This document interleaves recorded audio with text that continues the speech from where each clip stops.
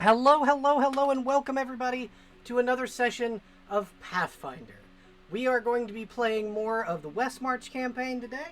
Um, the Jester Hunt is the name of the game today, and the party members will be probably okay by the end of it. We'll see. I am the ThePaladinBelle. Yeah, I am on a stage. This is my splash screen, so that I can do an intro. I haven't used this particular PNG in a long time, so I get to use Chibi Bell. But yeah, welcome everybody, and we are going to be introducing our players here soon. But I am very happy to be back in the DM seat.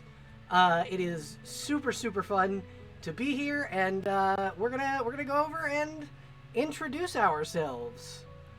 That's the wrong one. There we go. There we are. Now I just gotta unmute or undeafen myself in the Discord.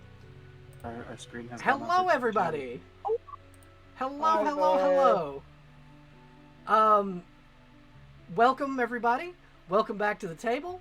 We are here and ready to play, I would assume.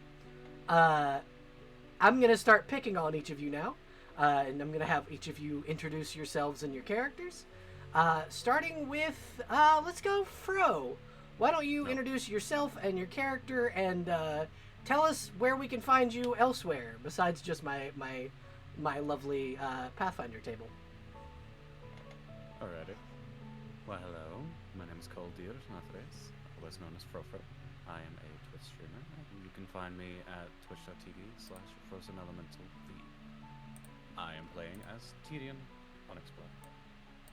And he is a very interesting individual. That's all I'm going to say. Mainly because I have been working with another character a lot, and I'm slightly forgetting Tyrion. It's all right. Tyrion is an Amulcan in the world of Uiese. He is a shifter, and it's dope as hell. Next up, we're gonna go Crow. Why don't you introduce yourself and your character, and tell us a little bit about yourself? Alright, let me just, Hello! I am Resident Scarecrow, otherwise known as Crow, and today I am playing the lovely, slowly recovering practicing alcoholic known as Brack Norvegicus. A gunslinger with a bird and a lot of lies about who he is.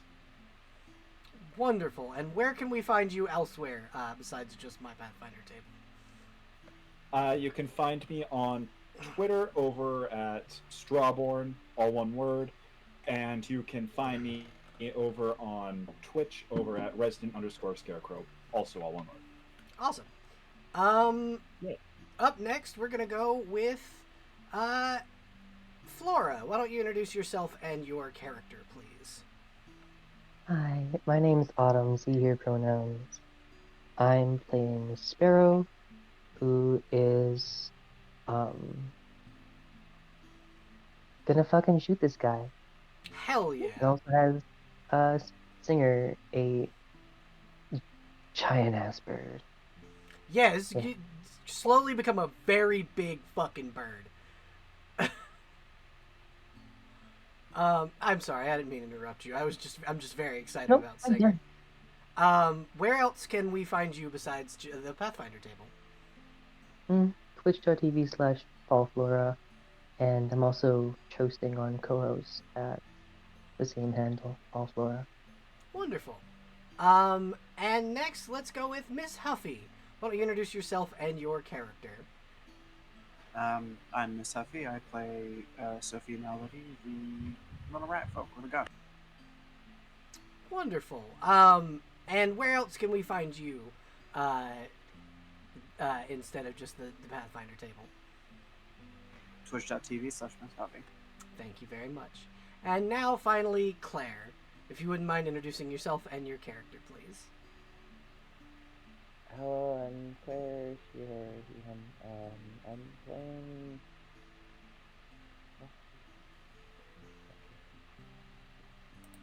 You okay? Sorry. This is Claire, she, her, he, him. I'm playing Titchit, who is a Blood Rager, little kobold who tries to be real friendly, but can be activated. Can be activated. Yeah, this jester seems to have activated Titchit's fuck you sensors. Because she bit the shit out of him last session. Okay, so I have to do one more thing that I forgot to do. Oh, no, it worked. Hell yeah. I don't remember which one it's using, but apparently it's using one of them. And it is visible we now have a battle map. Sweet. All right, cool.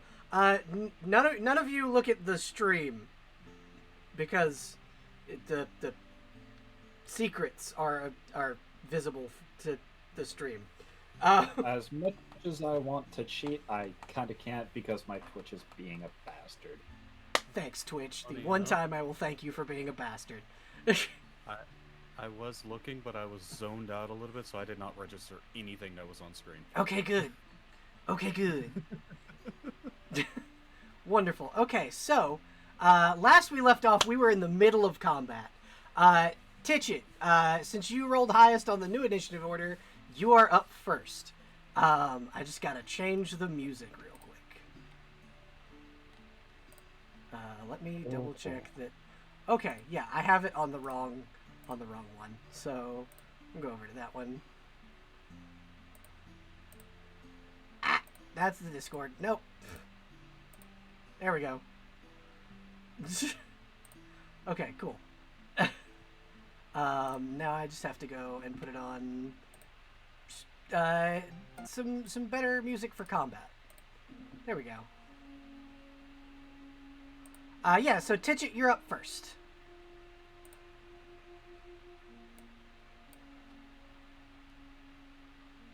You are 10 feet from the jester, and on either side of you there are two suits of enchanted armor that have moved in to try and flank you. Yeah, I think I'm just gonna do one of them. Classic 5-foot step, and then full natural attack. Alright, go right ahead. With a 5-foot step, you're not going to invoke attack of opportunity, so you're good on that. I think my power just did a weird flicker, so if I disconnect, that's why. Okay, thank you for letting us know.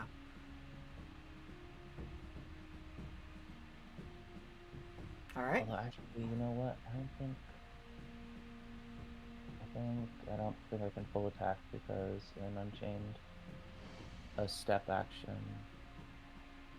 It is a half action, yeah. Yeah, so I wouldn't have the 3 to do it, I don't think. Not all Okay. 3, but you'd have 2. Yeah. Well, if I have the 3 action, I can use all limbs instead of just like 2 primary. Ah, that makes sense. Anyway, yeah, step and 2 attacks. Alrighty.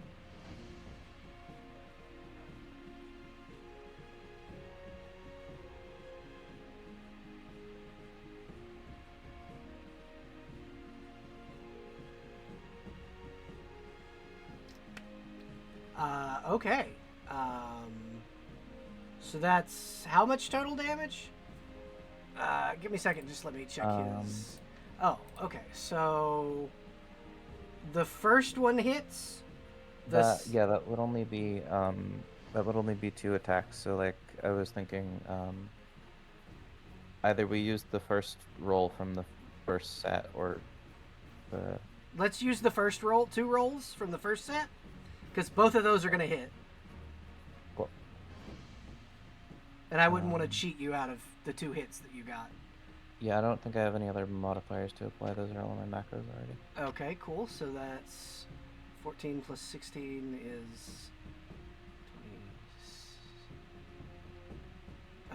29 damage total. Yep. Alrighty, so I'll go ahead and subtract that from his HP. 14, 16 is 30, yeah. I thought it was 29. Oh no, yeah, that's 14 and 16 add together is 30. Yep. Okay. So I just subtracted the one more. Yeah. You have taken a substantial chunk out of his HP, and because of that, something triggers. You guys hear the door behind you open, and stumbling through it is your driver, Joshua, and he looks fucked up. Like, Joshua looks like he has been through a fight. The mannequins outside, they're alive. Well, they were alive. They're not anymore. Something's fucked up about this castle. Brack doesn't even look at Joshua as he's still pointing his gun at the jester, just, you don't say. Thraxis is hurt, and I am. So am I. But he's holding the door. What do we do? What should I do?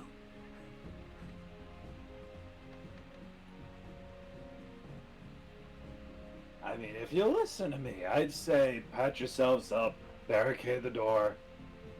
And if you have time, if you have a couple moments free, help us decapitate the jester and kind of fix things a bit. I mean, Melody's going to be frantically waving from the other side, unable to speak. Oh yeah, and helping a fancy rat. She's making a come here gesture. Okay. I will. Give me a second to catch my breath. And so Joshua has now entered the fray.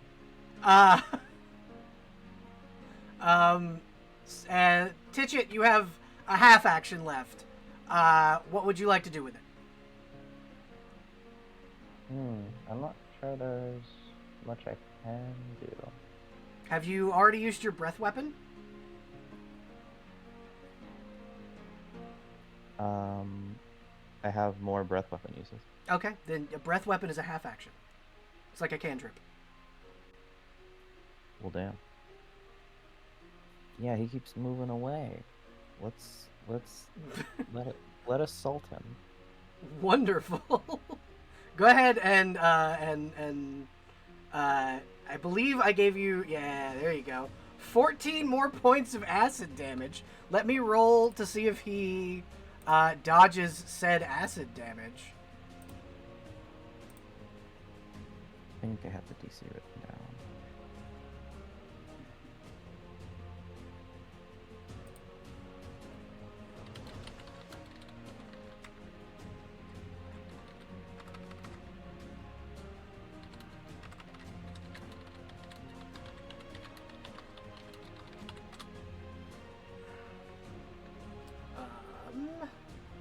So rolling from he rolled a natural 1. Total for him 7. So I don't think he passes. So he's going to take 14 more acid damage.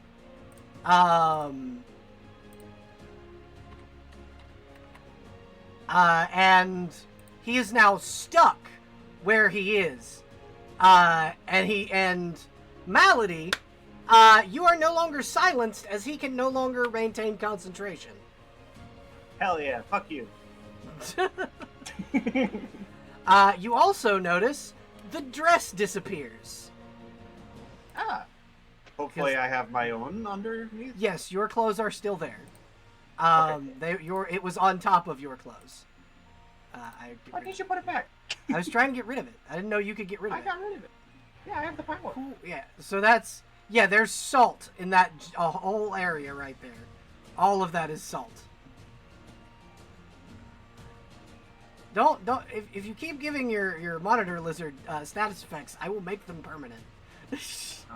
first of all, you don't need to sass me. I was just demonstrating how I have the power. Okay, so that's Titchit's turn. Next up are the statues, one of which is going to turn and move toward Brock. Brock, what's your AC? Let me check, because I'm fairly certain it's not all that high. Oh, right, because Brack still has a bunch of, counting his dodge bonus due to a rather high amount of grog points still built up, 21. Okay. Somehow. So the longsword slash of the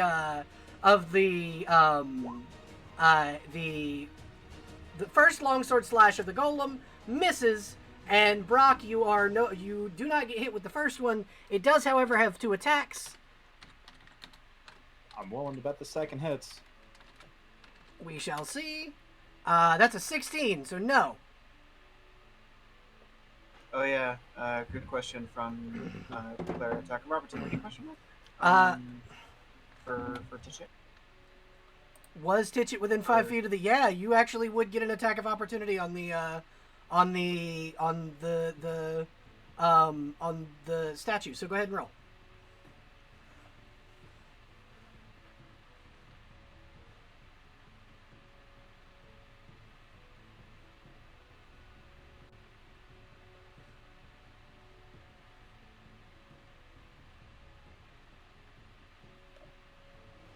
Oh, sorry. Yes on the AL? Yeah, yes on the attack of opportunity. So I guess first roll 26 and 14. Yeah, that'll do it. Brock, you weren't attacked. As a matter of fact, it didn't get past right here. Oh. It didn't get past Titchit. She turned around and went whap. I love that. I love having scary friends. So the second one's gonna turn and attack Titchit.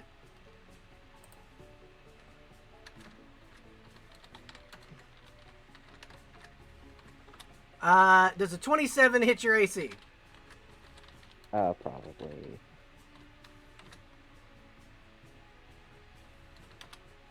You take 6 points of. Yeah.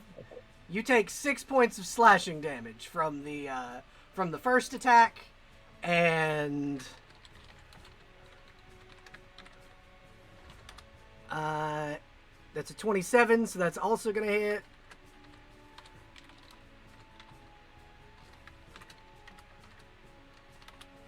And 8 points of slashing damage from the second attack. As this statue now will move to attack Miss Malady. Okay. Approaching half. Wait, no, not quite. Malady, does 20 beat your AC? I believe so. Yes. Alrighty. So.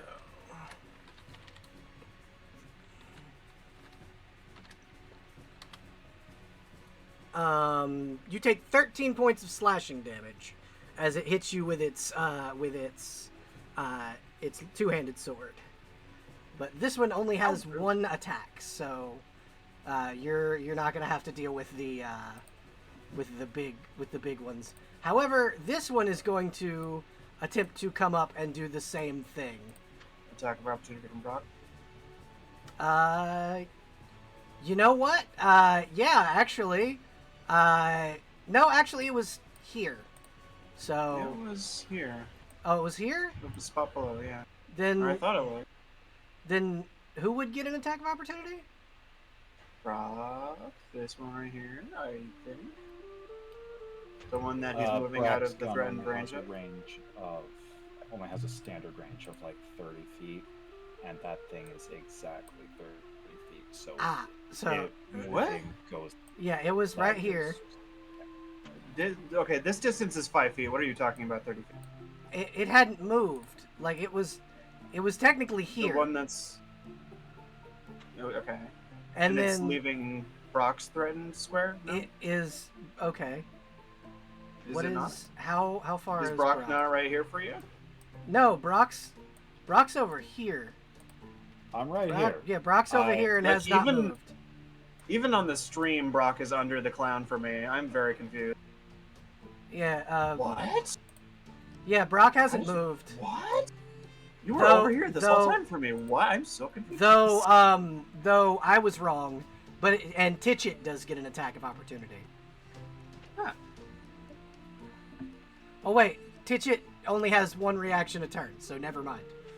Yeah, Does Dream see some that? players usually only have one attack of opportunity. Yeah, on my Yeah. screen, it's not like Brock's not there.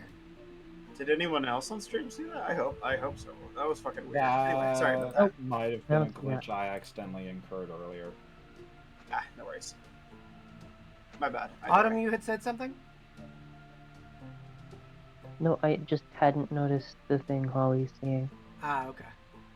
Okay, so no, unfortunately, Brock's not there. But so the statue is going to come over and try and cut you. That's not very nice. That's a 15. Does that hit your AC? No. Okay, so it misses, and like its counterpart, it only had one attack. So that is it for that. And then next up after that, on the initiative order, is Malady. Huh. Well, I guess I'm gonna take a 5-foot step back.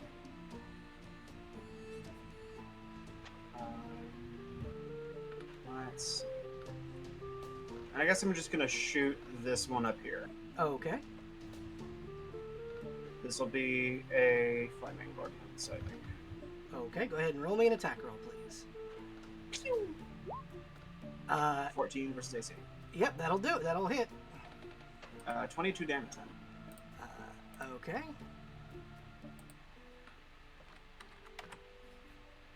Yeah, you took a sizable chunk out of that guy. And he's still up? Yeah, he's still up. Barely, but he's still Oh, up. I hate these ones. These ones are heavier. I don't like that. I guess I'm gonna shoot him again, this time without the ordnance. Okay. 17 versus AC. Yep, that'll do it. 2 more damage. And he is still up. Yeah, okay. I guess that's my turn because I gotta reload. Okay. So next. Lizard, I suppose? Yeah, Lizard would go on your initiative. Cool. Lizard's gonna 5-foot step and attack the one that's been shot twice. Alrighty. You should have access to his sheet. I do. Okay, cool. Yeah, that'll go ahead and kill him. Cool. The lizard just comes up and like bites him on the ankle and just dead. Awesome. I assume that's the whole turn for the lizard. No, the lizard gets 2 attacks. Oh, dope. Oh, then the other ones get bit. Much. That'll hit his AC and do 9 points of damage. Wonderful. This says it has grab. I assume that is CMB grapple versus their CMG? Yep. Okay, let me roll that because it's a separate number from what's on the sheet. It'll be 28 versus CMD. Yeah, he's grappled. Wonderful. He's Yeah. Here, I'll do it half so that you can still see that someone's there. just the monitor lizard just jumps on top of it, like Ah! like the mall action from the fucking dog in Dragon Yeah. Age. Goodness gracious. Alrighty. Also, by the way, I've clipped the Roll20 being weird. Thank you for the clip, because I don't have many of those. Up next is going to be the Jester, who will cast... Confused, by the way. Say what? last game, Brack used Sea Dog's. No, he used Pirate's Jargon, which, since the Jester somehow failed that will save, the Jester has the confused status condition, which means there's only like a 1 in 4 chance he can actually do what he wants. Oh, great. What's the will? And is that a will save every turn? Or how long No, does that last? It lasts until Brack's next turn. Okay, cool. All right, so I gotta roll to see if he can actually cast this. If you want, I can link you the confused status. Link it to me. It's in your DMs. Thank you.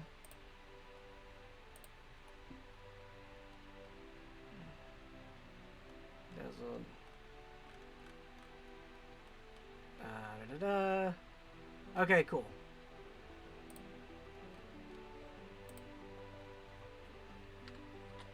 We can see you on the Pathfinder. On the D20 PFSRD. Oh, great. Okay, so then We're snooping on your confused condition. I think that's just attack friends, right? Or you gotta choose what you gotta do. Or you gotta roll. Yeah, I gotta roll. Why is it not? Hold on.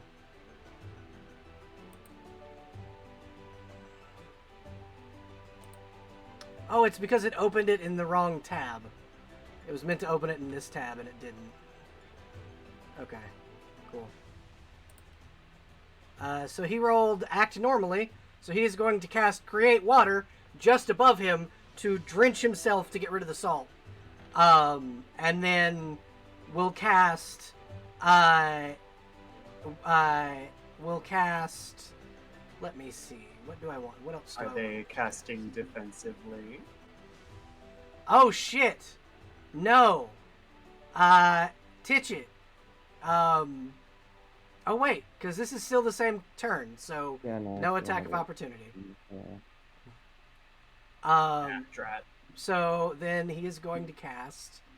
Let me double check what spells I gave him besides that, and how many spell slots he's got left. That's the other thing. He is going to cast.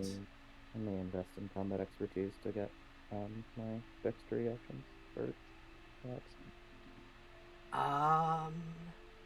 So he holds his hand out, and a blade of pure flame is summoned in his hand as he casts Flame Blade, and then will attack Titchit with his Flame Blade.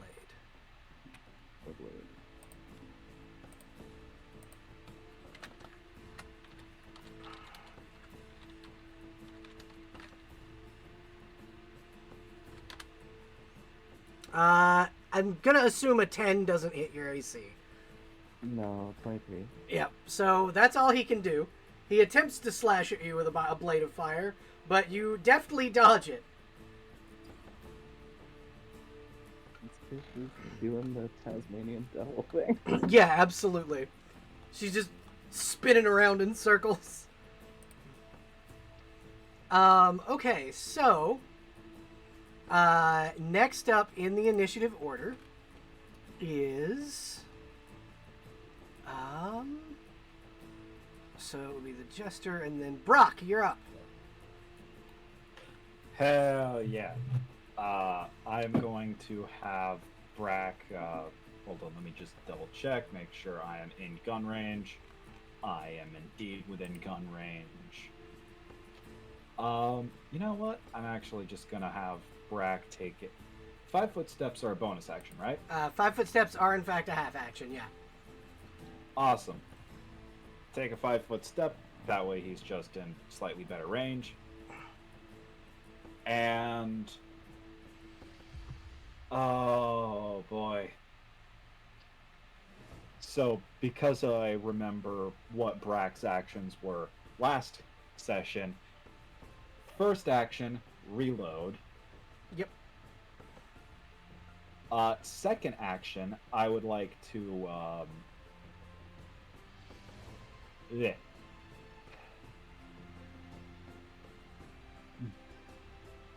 Give me a second. I am trying to talk.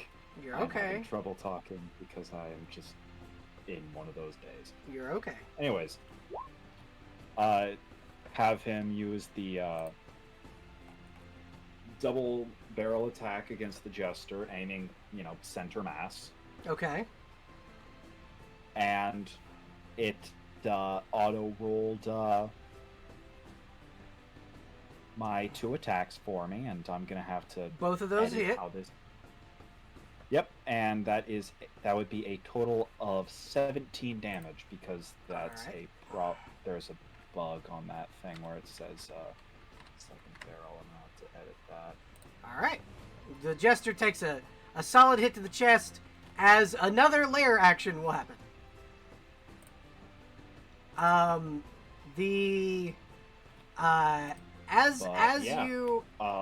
you hit the jester, you hear another door open. And I believe Hold on. I still have a movement action.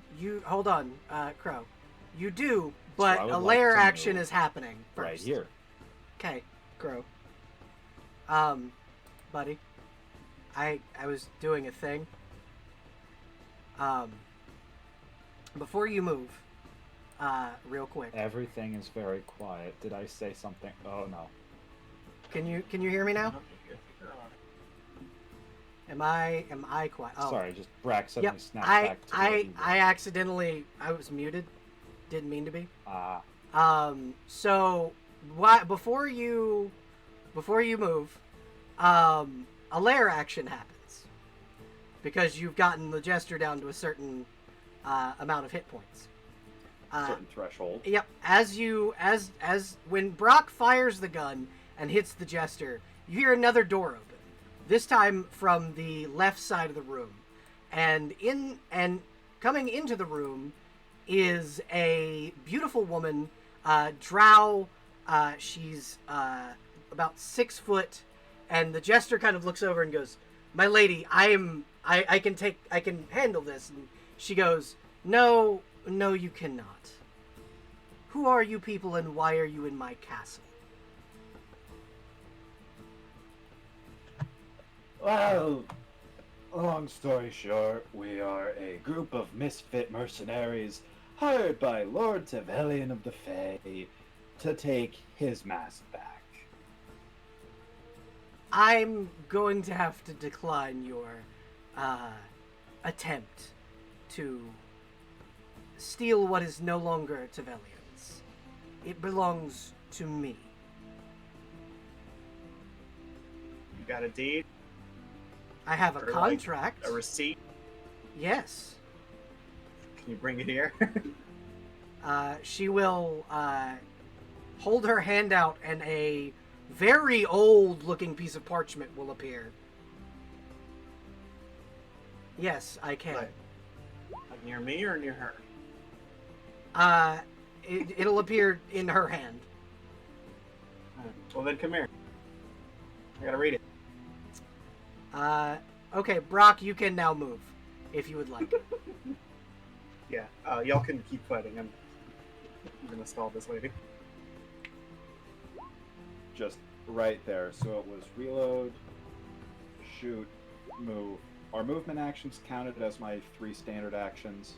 It's counted as a half action, which you already used one of your half. You used a half action to reload. So. Oh, reloading is a half action. Yep. So that means I'm at 2, so I'm just going to reload, and that's going to be my turn. Okay. Yeah, you're still in initiative currently. You are currently still in initiative. This lady is going to fight you. Up next is Akirta, who... Let me get Akirta's sheet up.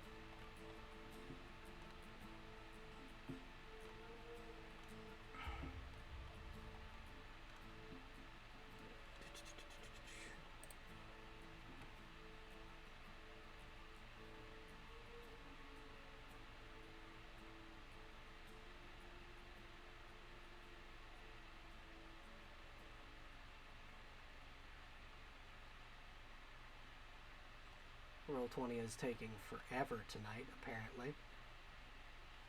It's been a little buggy, I've noticed. I recommend refreshing. Yeah, I have to do that. You can also do that. Okay. So. I put Norman where he's kissing the guard over here. You give him a smooch.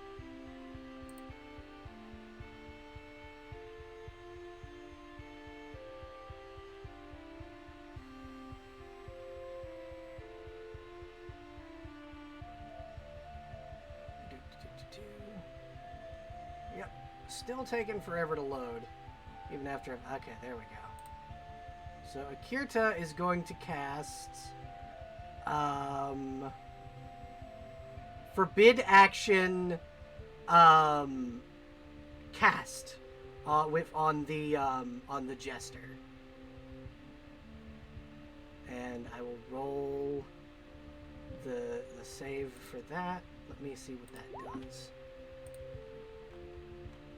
DC will save DC 16.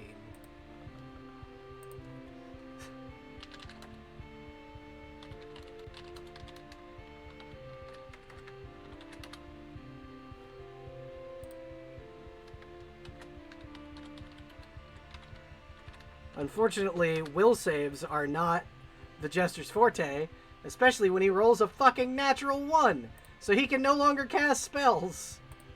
Woo!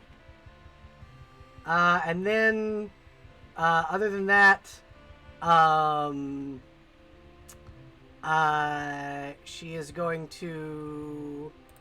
What else does she have?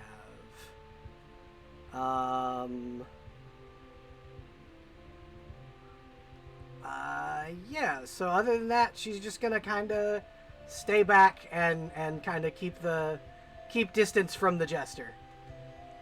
Next up is after Akirta is Sparrow. Oh boy.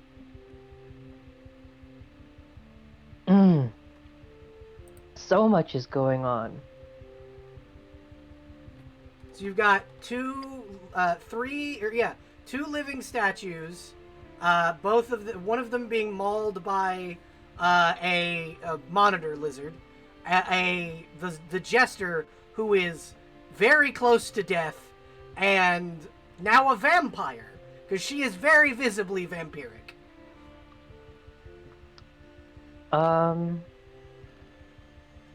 Yeah, Jester dies. I fucking shoot the guy. I'm gonna move. Oh. Yeah. Maybe around here. Yeah, Okay. definitely closer to her, and fire into the horrible piece of trash. All right. What was my... Where? There. 1.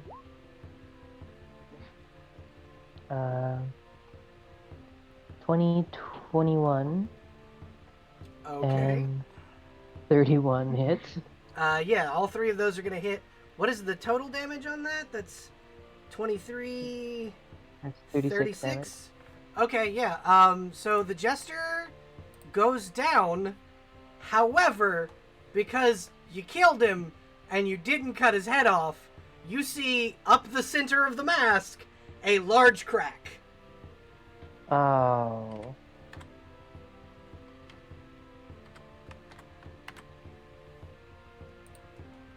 I didn't even know that was the mask, to be honest. Yep, he's wearing the mask. It's the thing that keeps him alive. So when he hits 0 hit points, if it's not a decapitation, the mask breaks. How does the lady respond? Does she seem to? She does. She does indeed respond. Very, very poorly, as a matter of fact. Is this a turn response, or is this just like a response? This is a transformation response. How fun. This is How lovely. She is going to change form to a rather massive beast.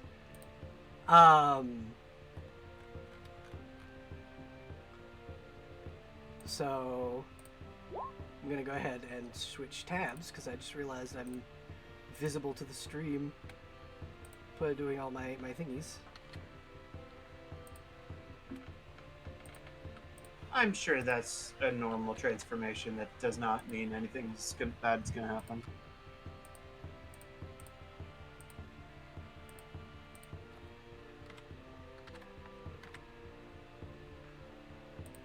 Everything's gonna be A-okay. Yeah, totally. Everything's gonna be A-okay. Her HP totally isn't about to double from what it was. To 260. Or no, it's just gonna go up to 202. Close enough. Yep. And now you have a giant fucking vampire to deal with. Easy.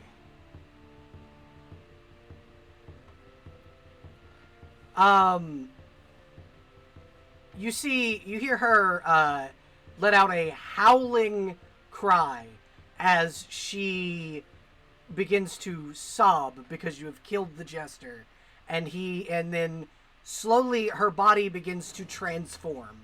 A massive set of muscles and claws, bat-like wings under her arms. Tyrion, you recognize this as a very similar transformation to what you do, except on a massive scale. Okay. And she is bat-like, very similar to you. And she looks at Sparrow and her eyes will just beam a red glow. It is still your turn, though, Sparrow. So what are you doing?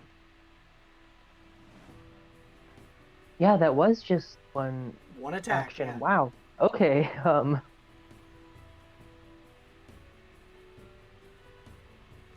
Yeah, I'm gonna get out of there. I'm gonna do an action to move away. Okay, that'll leave you with one more action. I'm just gonna go up. Oh fuck, that's not it. How high up is this? That is a 5-foot ledge. Okay, cool. I'm gonna use my climb speed to go up to here. Okay. And I'll shoot my last action. Okay, who are you shooting? I'm shooting the big ass vampire. Okay. I don't like that. we shouldn't have that here. I don't like that. That's scary. Sorry, I pressed it twice, just the first one. Okay, so that's a 25, a 20, and a 23. So that is one of those is or two of those are gonna hit. Okay, 25 and 23, so Yep. that's 18 damage. All right. And then it's Singer's turn. Yeah, it is. Singer, you big beautiful bird. Get her. Heck, there is. Yeah, Singer's gonna.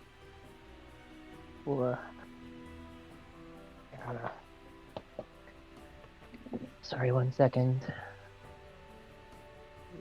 Difficult to read.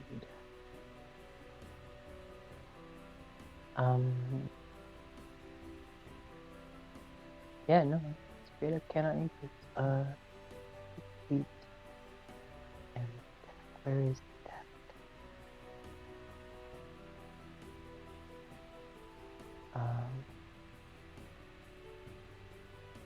I'm sorry, Belle. I don't know how to read this character sheet.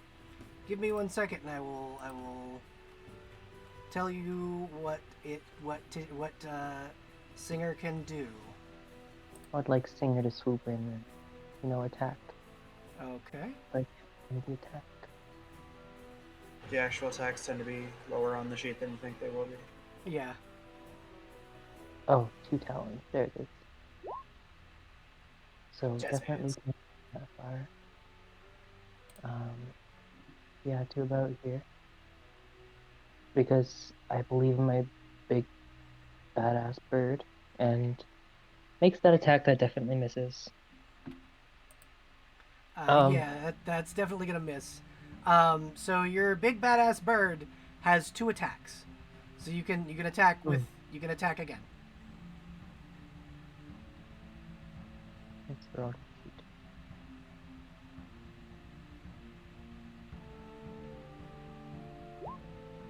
$11. Okay, so that's gonna miss. Okay. But yeah, just so you, I do believe that the little cog in the top of the in the top left of the sheet was clicked. If that is orange, it makes it harder to read. So if you click that so it's gray, it's a much easier sheet to read. Oh, Thank you. No I problem. didn't know that either. Yep. I was looking at Norman's sheet. It was orange. It makes it much easier to read. Oh wow. Yeah. See, it's so much easier that way. Okay. It's orange by default, maybe. Yeah, it is. Oh my. It's so you can edit it, just in case you want to edit things. Because when it's gray, you can't edit it. Okay, so up next is going to be Fro. You're next. Before I get to any of my turn, I was wondering if we can touch on the Yeah. So I was actually going to bring this up. You can do a full round action with 2 actions, just so you're aware, everybody. Claire, I looked that up after your turn. I apologize. How did we decide for like natural attacks or BAB? Say again? How did we decide for natural attacks or BAB?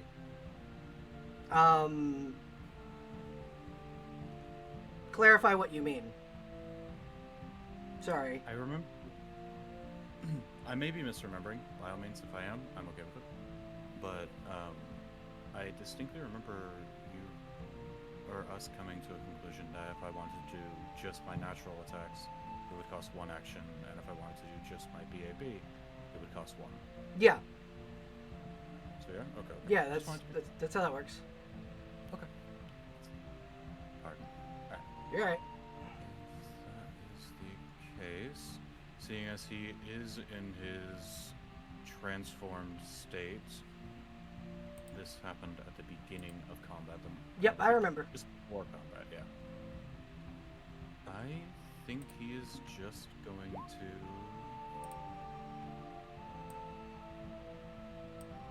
just straight charge. Okay. the Beast. Doing He will incur an attack of opportunity from this guy. So he's going to get attack. Wait. Mhm. Oh, yeah. That's fine, If you're charging in Yeah. to be able to I see hit the beast, you're gonna get an attack of opportunity from him. So he's going to attack you with his longsword.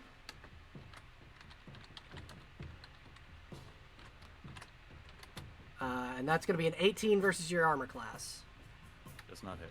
Alrighty, so he misses. He swings, and you duck under it as he attempts to kill you. Yeesh, here, Gull. Blood Rage. All right. Blood Rager can Blood Rage for number of rounds to. Oh, I didn't realize we had 2 Blood Ragers in the party. I multi-classed into Blood Rager. Sweet. I felt like it works so well. Oh, yeah. Yeah. Anyways, that gives him morale bonus of strength and con. Bear with me a minute while I quickly adjust that. Okay. That was a charge action. How many actions did that use? I believe that is Blood Rage an action? It says it's a free action, I'm pretty sure. Yeah, it's like Okay. Rage. It is a free action. Okay, cool. Then you've used your charge action is 1, and then you have 2 more. Yeah, you have 2 more actions. I also forgot to roll the attack for the charge now that I think about it. Yep. Roll for the charge. Jump. Yeah, that's gonna hit. Just barely, but it hits. It does 7 damage. You remember something.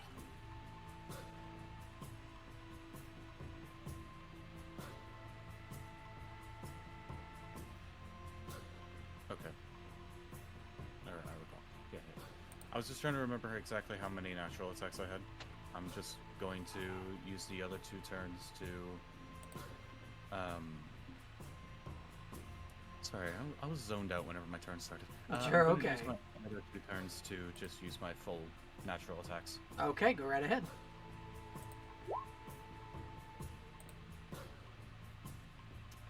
You said that the 24 barely hit, so does that 23 hit? 23 hits. The 16 does not. Okay, that's one of the actions.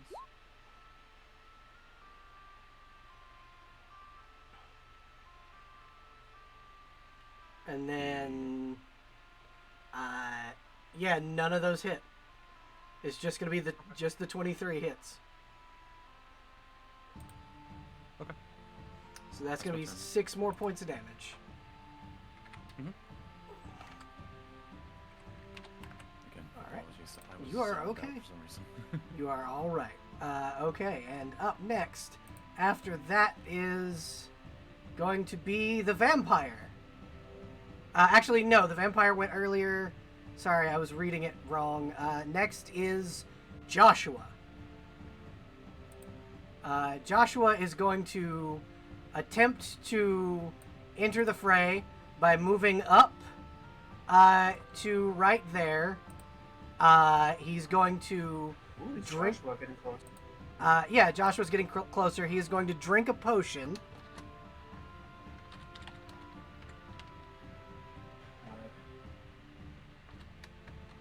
Did everyone just be quiet? Uh, Oh, everyone's muted. I don't know what happened. I do not. Hello. Hello. I do not know why it muted for me. But Joshua's going to drink a potion. He's gonna move closer, drink a potion, and then and heal for 4 points of damage. So he's gonna get 4 more points of damage, or 4 more points of healing, and then he's going to use his he's going to attack. You see him pull out a strap of leather and a rock, and then throw it at this statue right here.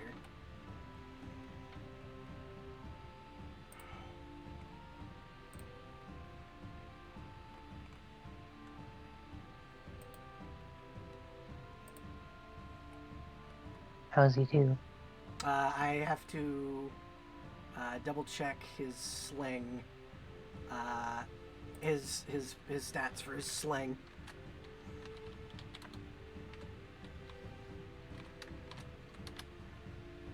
That's a natural 20, total 22. So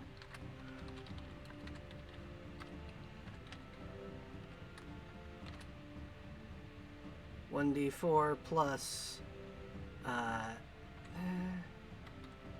plus and he hits for 10 points of damage against the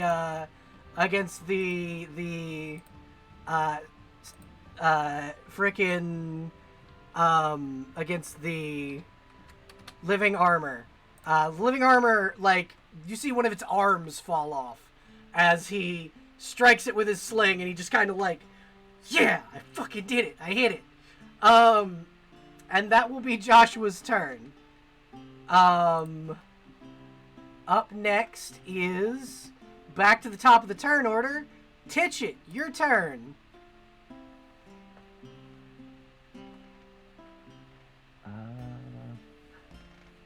think I'm still just operating on stimulus response of friends don't like this not friend, so that's it. I'm still that animated armor northwest of me is still like fighting, yeah. Yeah, it's still up and fighting. You just saw Joshua like come in, throw a rock at it, and like knock its fucking arm off. He's doing so good. I'm so proud of him. He's Okay, working very hard to be helpful for the party. Yeah, I'm gonna start gnawing on the armor shin. Okay, go ahead and roll me an attack roll, please.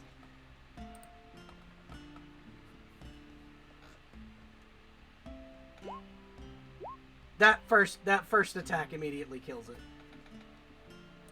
So you can how I rule that is because you get multiple you get your full round of attacks. I will let you do those, move over and use those rolls against whoever else. But you don't have to take those rolls that are there. You can re-roll your attacks because you're attacking a different enemy.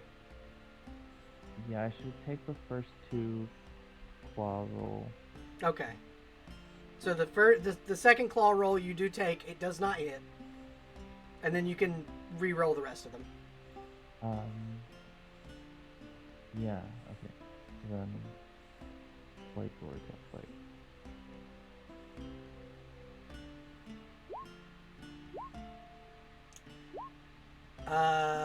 None of no, one of them hits. The natural 20. Crit. Yeah, the crit will hit. Is that a crit? Yeah, it's a crit. Wait, okay, the 21 does not hit though. Yeah, the 21 does not hit, but the crit does. Perfect. Okay, cool. Are we gonna go with the calculate? So with the crit, you're gonna roll your max damage. What is your critical modifier? Like, do you have like a plus ×2, ×3?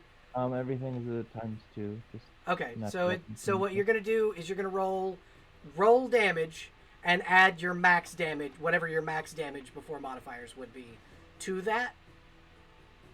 To whatever a standard damage roll would be. So 16. Yep.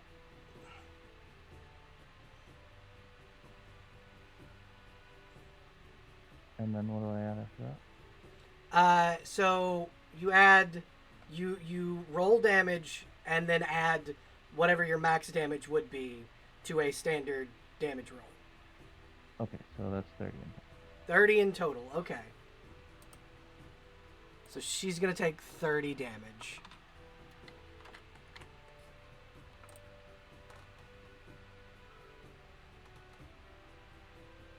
This is from my non-magical tail spike. Okay.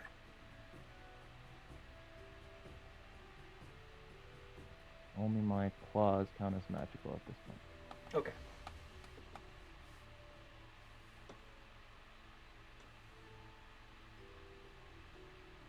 She does not have non-magic damage resistance, so you're good.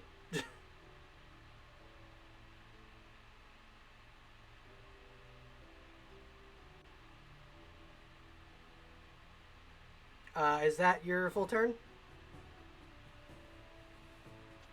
Yeah, I think that's the only actions I can do. Alrighty, and next up is going to be Malady. Melody's gonna see that Joshua's okay and is going to change your plans and step up here. She's going to take out Nurse, her pistol, and shoot herself in the arm. Okay. It will ignite her as if like on blue fire, basically, for the next 3 turns, and she'll heal 11 hit points. Okay, cool. That will be move and action. Just so you're aware, Joshua is still at like half health. He's not He has great. 5 hit points from missing from his max hit points. He's okay. Okay, yeah. Anyway, she's gonna go up here after healing. She's going to shoot the vampire and basically try to goad it into wanting to attack her by flashing the holy symbol of Trog, the little coin. Okay. The gunshot's basically just to get her attention, but it's going to be a full shot. Oh, I didn't mean to do And that. I think I missed. Yeah, you missed. Damn. So she's gonna turn and look dead at you. Good. And then she's going to cast Blur on herself. So no, she has concealment 25%. Counterspell. You're counterspelling it. All right, sure. I have more of these, idiot. Actually, wait, this is an extract. Although I think Oh. you can still counterspell an extract. Yep. Whatever. I have more of these. That was only 20%. Actually, not even 25%. Fuck you. Other than that, I do believe that is her turn. Okay. Next up, She is has going to lizards. be- Yeah. Oh yeah, the lizard. Lizard's gonna keep munching on this this armored fellow down here. Okay, so because he is currently grappled, you get advantage on all attack rolls. Lovely. 10, 15. Okay. So neither of those are gonna hit. Shame. Then he gets a second attack, I think. Yep. That is a 24. 24 is gonna hit, and it 11 does 11 damage. more damage.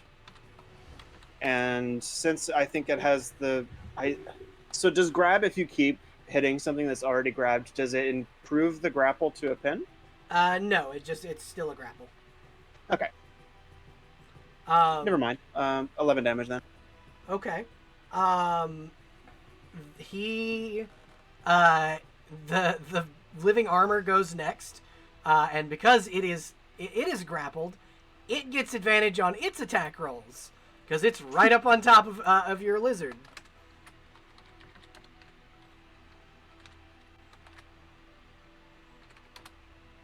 Natural 20, total 31. That one hit. Yep.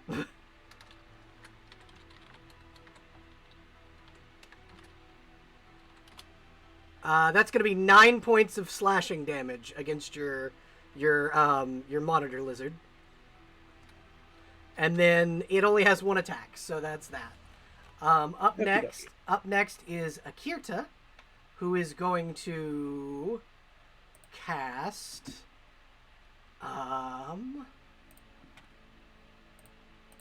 let's see what Akirta is going to cast.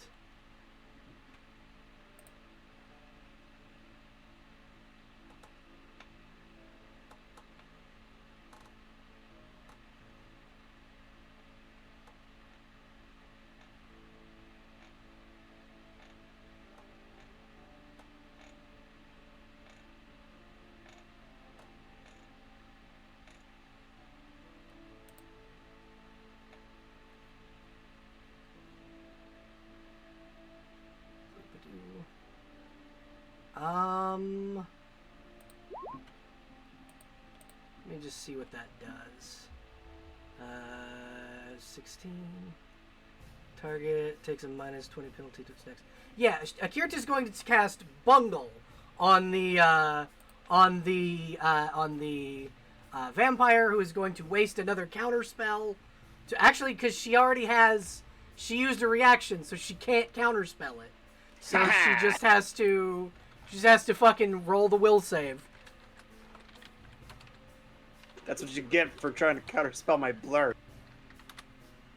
And she fails, so she takes a negative 20 penalty on her next attack or anything like that. So yeah, on its next attack roll or check that requires a d20 roll, the action must be deliberately taken by the So she takes a negative 20 because Akirta casts Bungle on the fucking I vampire. love that spell. That's a great name.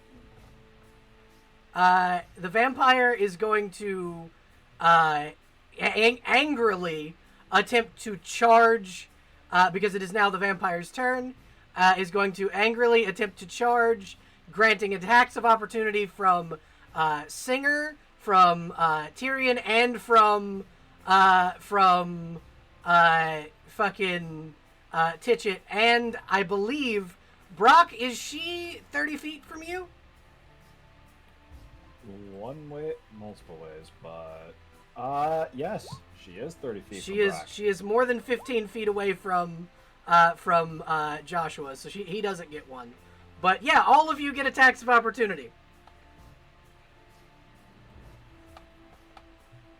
And instead of having Brack do his usual Oh, and what is your bow's range? Sparrow. Bows don't get attacks of opportunity, do they? I believe so. Okay. If you have a reaction and she leaves your threatened square. High level feat. Say again? High level feat, like close quarters. Snapshot. Attack of opportunity from a ranged weapon. It's like Overwatch from XCOM. I can't hear who the. It sounds like whoever's talking about the high level feat is like underwater.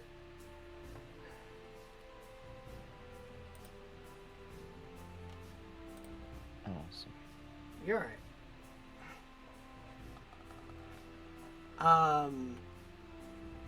But I believe.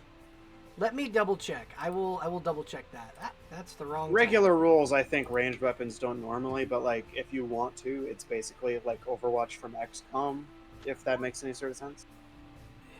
Or it would be like that. I think there's in theory. Okay. Give me. I will look that up. I might want to get this week done. All right. So I will double check. Thank you, Claire. I appreciate that. Ranged weapons. Oh, yeah, no, it is in fact a feat. So Brock doesn't get it. Neither Brock nor Sparrow get attacks of opportunity, but Singer, Titchett, and Tyrion all do. Mine misses, I think, just with the 14. Yep, that misses. Singer misses, and Tyrion, you hit. So you do. She takes 8 points of damage as she charges this way and will attempt to attack with her claws, but she takes a negative 20 penalty on the first attack.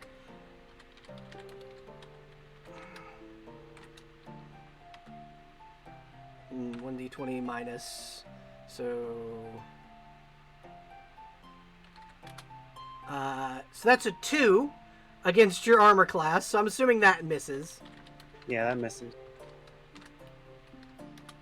And then a natural 1 on the second one, so that also crit fails. And then she is going to attempt to bite you with her third attack. Does anything happen with crit fails for attacks?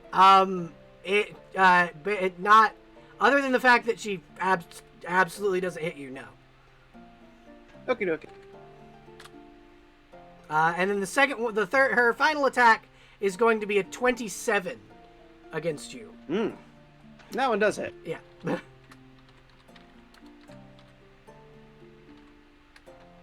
Luckily, I'm on fire. You take 21 points of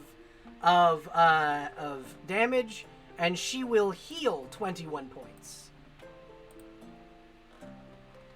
Oh, I don't like that she heals how much she deals. That sucks.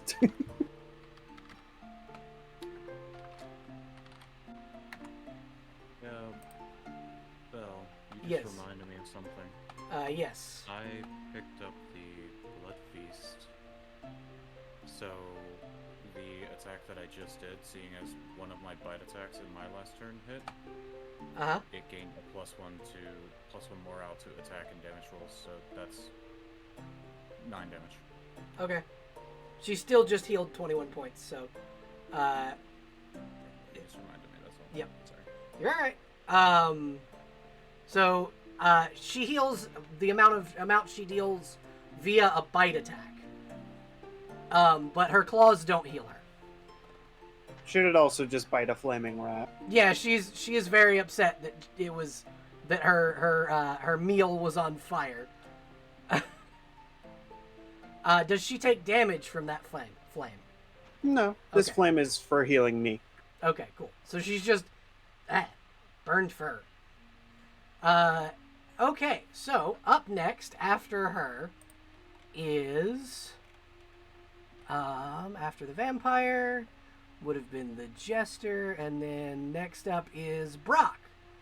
You're next. Alright.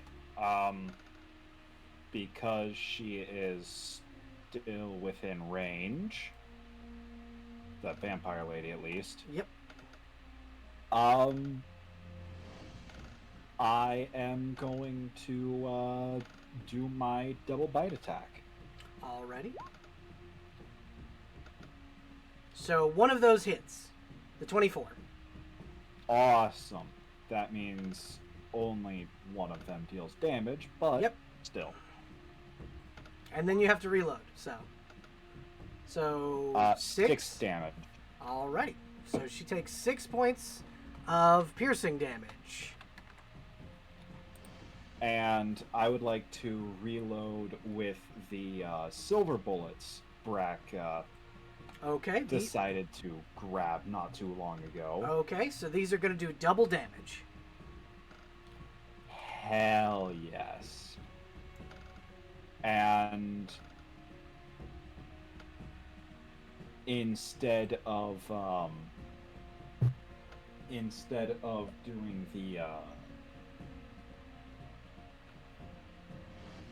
instead of doing the double bite attack, I'm just going to do a standard gun attack.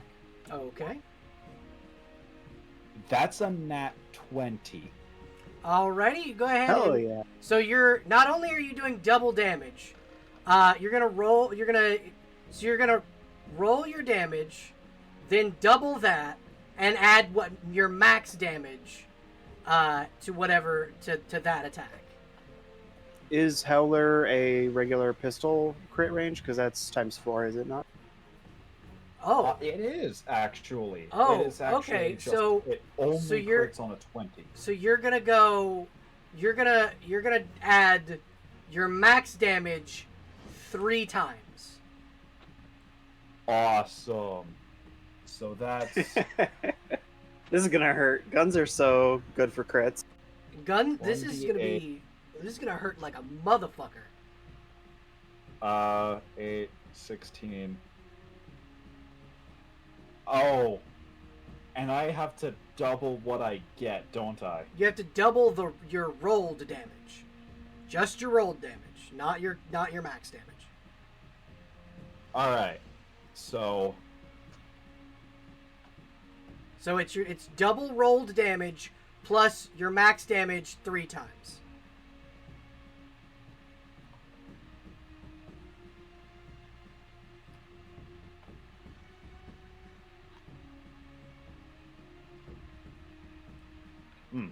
I don't think I typed in the right command. +4 + 8, 16, 24. 40. 40 points of fucking damage. Alright, so immediately, her health is chunked, and she is pissed.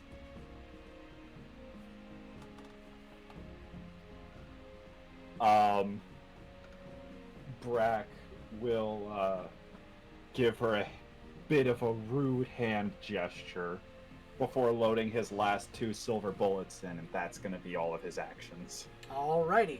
Wait, no. Only one of his silver bullets. Sorry. Alright. I only fired one. Yep.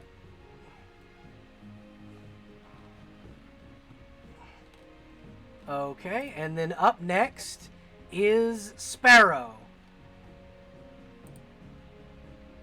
Okay, wow, this isn't what I intended. Guess there's only one thing to do, and that is kill the boss. Oh, what does this do again? Oh, that'll help. What else do I like? These things. Oh. Yeah, okay. I cast Gravity Bow. Gravity Bow. Transmutation. Gravity Bow significantly increases the weight and density of your arrows and bolts fired from your instant before... So my arrows become Holy 2d6. shit, that's, yeah. Whoa! That's fucking You do awesome. the thing Arcadia does. That's awesome. Okay, let me fix that here. That's I do not. fucking awesome, yeah.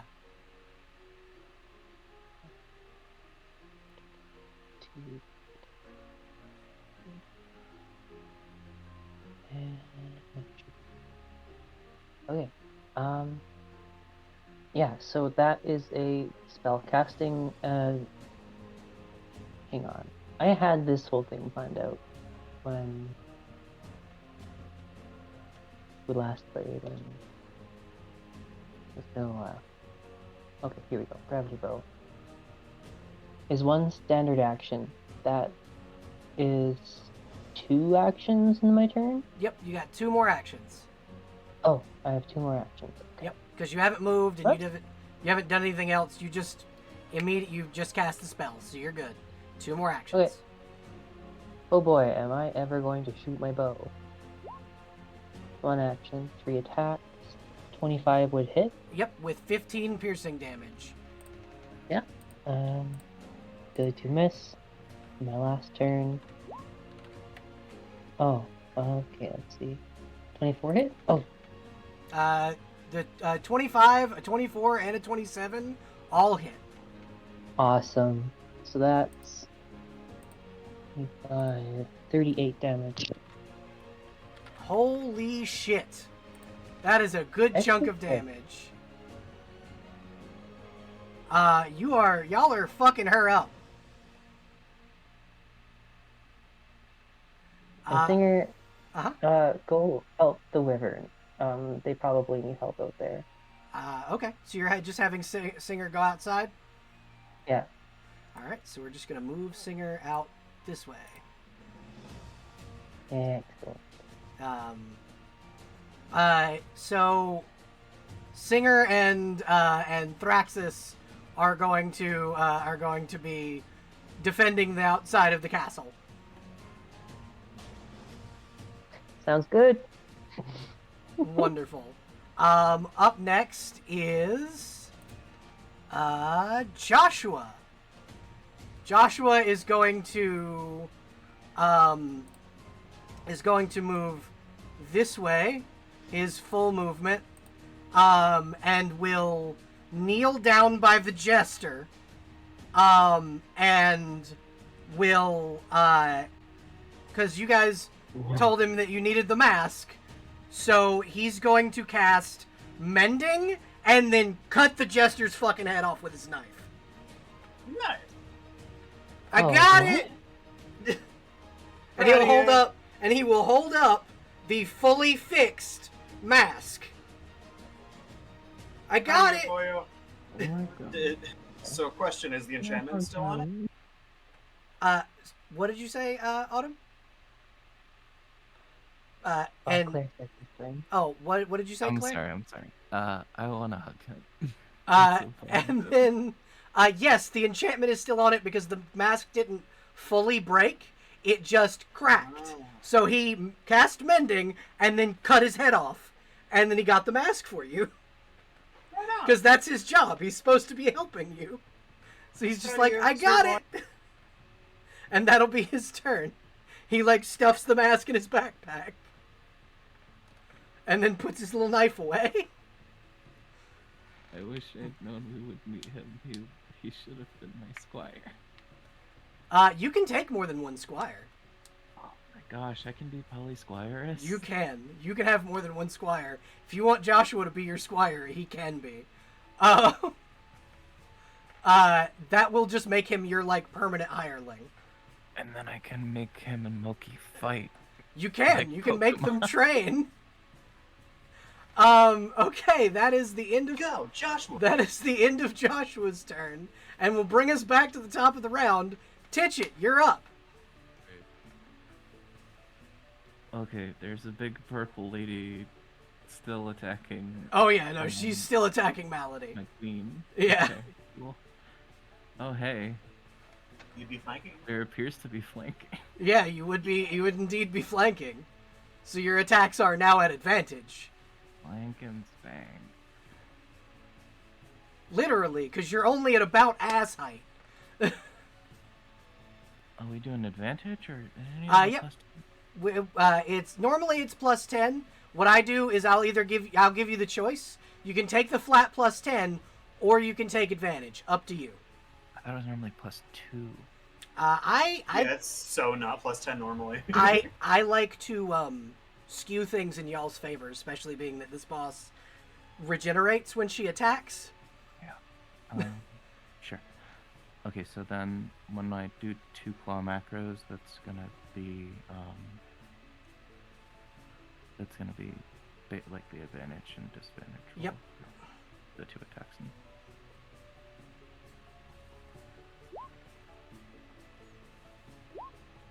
So the 27 hits.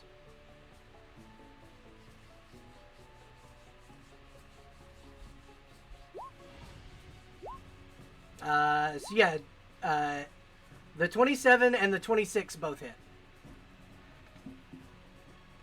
Great. How much damage does she take? Total. Yeah, looks like 30. 30? Okay. So she is looking real bad. Like real bad. As she will growl and snarl, and she is like real fucked up. Is that your full turn?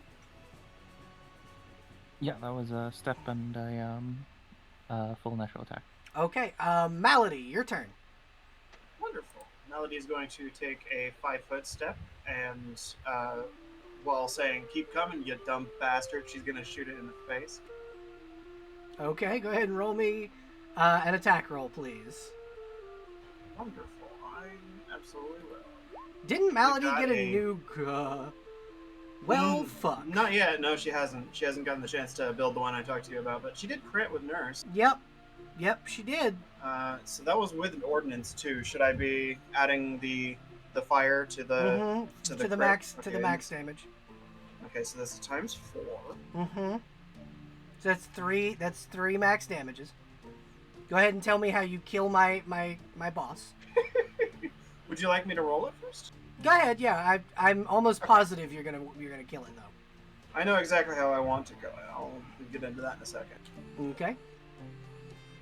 And this is so is it 3 max? It's damages? three max damages plus your rolled damage.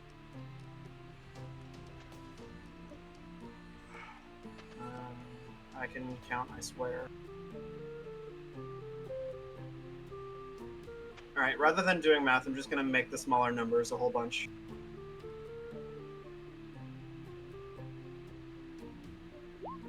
Alright, that'll be 95 damage. So out of 202, she had 25. Wonderful. So what Malady ends up doing as she takes like a 5-foot step back onto the higher up spot on the stairs, she's going to flick the holy symbol coin, and she's going to do a nasty skill shot that's like shooting the coin and shooting it back like to reflect into its face and shit. Okay, so Yes. the bullet ricochets off the coin and blows the vampire's fucking head off. Hell yeah. And you just see this vampire, like, Titchit, roll me a reflex save so you don't get crushed by the vampire's falling dead body. But it would be really funny if she did, though. Yeah, so, okay, if you don't want to, you can auto-fail the reflex save, as you are now crushed under the dead body of the vampire, and Joshua will run over and, like, try and shove this thing off you. When the Big Bang happens, Ditchit, like, is alerted and looks over at Malady, and then, like, briefly comes out, like, with heart eyes of the virality, and is just distracted long enough of being normal empty brain Ditchit and gets smushed. Wait, so that happens, but unfortunately, you're still technically in initiative, because the living armor is still alive. This one over here. Yeah, he's still yeah, just... Let me do Norman's stuff. Yeah, he's still just there. Alright, that misses. Yeah, that misses, but that hits. Although it's advantage, He's so that's dead. 12. He's dead. Woo! He's dead. Good job, Norman. Norman killed the last enemy. Norman killed the last enemy, and Titchit's just under the fucking vampire's corpse. Joshua will run over. Titchit, are you okay? And she's just, like, pushing this thing with everything he's got. And he's just, like, he's got a 10 strength. I've got a 6. I'm not helping. He's trying so hard. I don't have the muscles for that. Is anybody gonna help Joshua get Titchit out from under? How yoked is Norman? Let's see. Yeah, Norman can help. Norman, go help. Norman goes over and helps Joshua, like, move the dead body. Are you okay? Titchit, do you need healing? Titchit is asleep. He's just like, oh. She immediately dropped out of rage and is fatigued. So instead of making Norman a cavalier, I made him, or instead of making Joshua a cavalier, I made him a cleric. And he's gonna cast Cure Light Wounds on Titchit, and Titchit will heal 10 points of damage from his Cure Light Wounds. Meanwhile, just overtime, so if he's still healing and is now almost back up to full. And he's gonna go, I got this, I fixed it, and he kind of holds up the mask as the jester's just pooling blood onto the floor. You did great. Sophie's also gonna pick up the coin from before and put it back in there. It has a scorch mark on it, but it's still intact. That's still Rozal. She's happy about it. I should go check on Thraxis. If anybody needs healing, I'm gonna be just outside. Are the things still attacking outside? I don't know. That's why I'm gonna go check on Thraxis. Sparrow was gonna go with Joshua. Sparrow's okay, so Sparrow goes outside with Joshua. And you guys are kind of able to suss out the fact that no, they are not still attacking. As soon as the vampire died, the mannequins dropped. Okay. Thraxis is just gonna be like, I melted like half of them with my acid, but I don't know what happened. Your bird kicked some major ass. And you notice that Singer is like sitting on top of like this tower, just like perched ominously. Sparrow's just gonna take a moment to appreciate the majestic sight of their bird. And you notice that in Singer's talons are a pair of heads of the fucking mannequins, and she like drops them as she swoops down and lands on your shoulder. Like she presents them at your feet. This is wonderful. You did such a good job. She will like preen happily, like she kicked ass and she knows it. And Joshua's just like, You did a really good job too, Thraxis. Good job. And he, like, also kind of preens. Like, he's very excited to have be complimented by his best friend. And Joshua just kind of comes back inside and goes, "The mannequins are all dead." Woo! So, the vampire will slowly turn back into now a headless noblewoman's corpse. Oh yeah, I blew up the head, didn't I? Yeah, it's gone. The head is gone. And she is actually wearing the dress that you were wearing, except hers isn't cursed. Is it magic? You don't know. Do you know how? Do you have detect magic? I'm an alchemist. Would you like? What would you like me to do? I can do a lot of knowledge things. arcana. Okie dokie.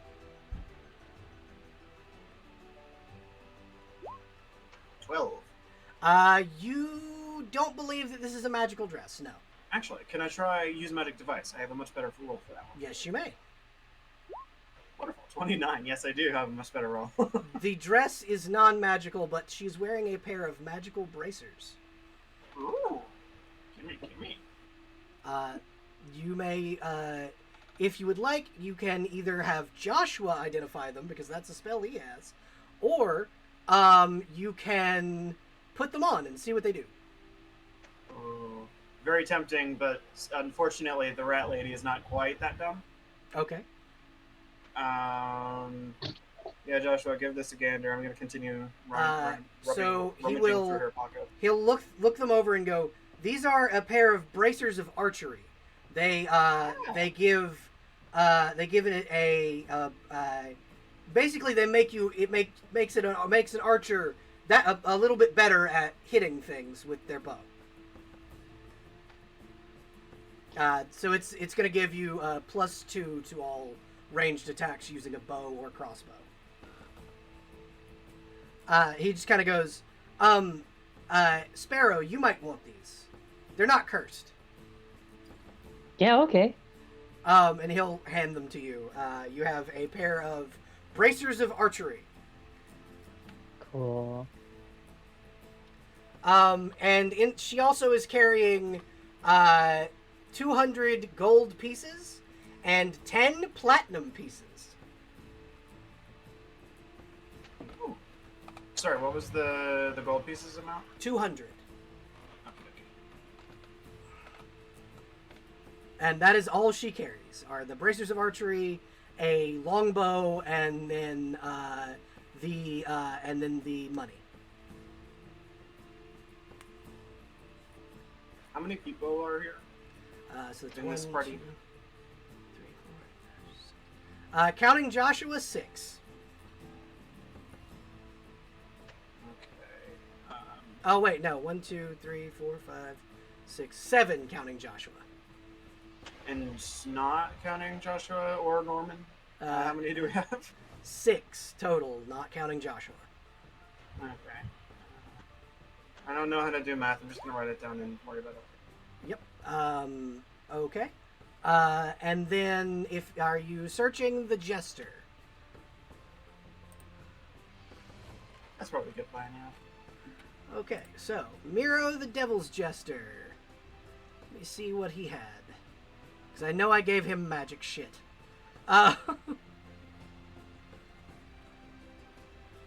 He has. This is gonna be a lot, because he's got a spell book. He has the robes of the Jester, which are a magic set of armor, and I will write down. I'll tell you what that does in a minute. A +3 Morning Star, boots of haste, and a ring of invisibility.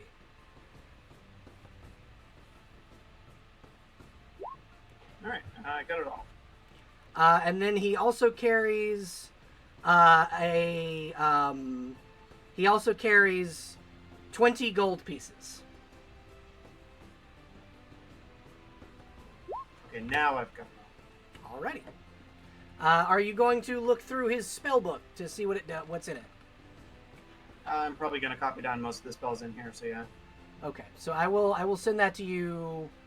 I will send that to you in DMs. Cool. What's in that? What's in his spell book?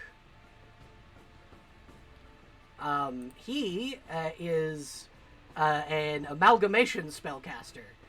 So he has spells from a bunch of different classes. Cool. But yeah, so you guys have completed you guys have cleared the keep. You did it. Awesome. I guess what do we find around the keep now that there are no hostiles? So looking around the keep, we're going to go ahead and take the OBS over to the back over to the table so we can see everybody. So looking around the keep, you find that this is a very old place. Most of everything is like, you find an armory full of like rusted armor and weapons. You find, well, they're not too rusted. They're old. Time has kind of worn on them, but they're you find like an armory. You find any like natural made armor, like leather or anything like that, has kind of been eaten through. You find the only thing you do find that hasn't really been touched by time appears to be a set of all black studded leather, and the studs are made of a brilliant silver. And then on the chest is the holy symbol, the Gatlock. You find, and then aside from that, you find a vault that appears to be locked. You can't. It doesn't have. You don't know where a key is, but you do find a vault. You find like bedrooms and like a barracks that appeared to be where the guards slept. There's some corpses around of like old guards that were apparently killed. And other than that, it's just an empty keep. All right. I'm gonna bring the robes of the jester and the black leather armor to Joshua to get identified. Okay. So he will identify the robes of the jester. The robes of the jester are +3 padded armor, and they have resistance to lightning damage. And then the studded leather armor is studded leather of disruption. It allows the person wearing it to attack undead they can kill undead really, really well. It grants you. Let me double check what it does. Yeah, I'm writing down the actual details, so I can't just go vague on. Well, I'm gonna send like the actual thing. I don't have the stats on the actual armor just yet, but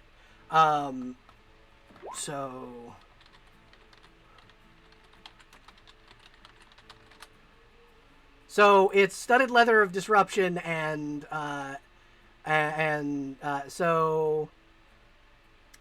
it is an aura that allows you, any undead creature struck in combat by on a DC 14 will save or be destroyed.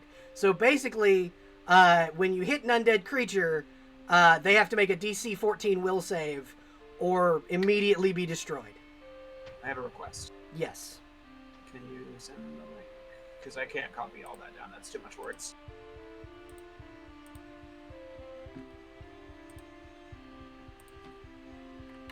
I'm trying to do a good job.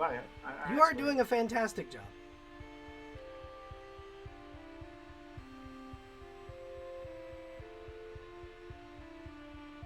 Okie dokie.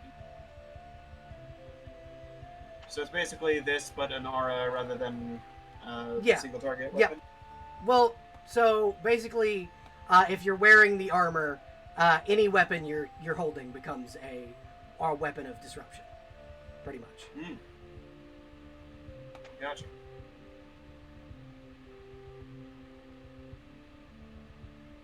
Okay. that seems to be everything. Does anyone have any particular interest in things that they might want? I'm probably going to be stealing the spellbook for a little while.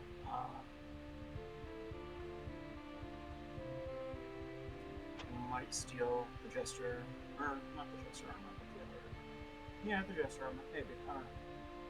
I'd looking for any input on anyone else in the party who might want something. So y'all are divvying up loot. Would anybody like any of the stuff that y'all just got?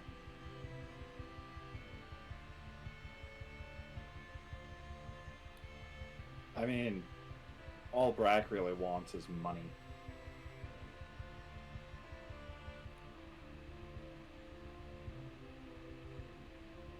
Does anyone else?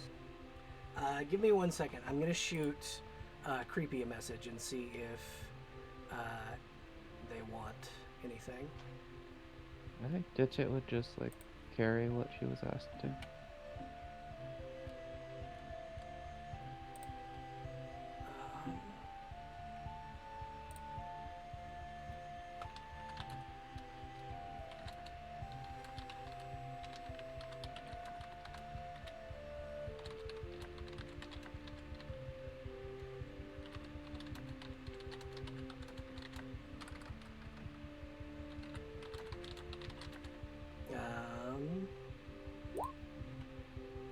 Give me 1 second and I will, I'm going to ask Creepy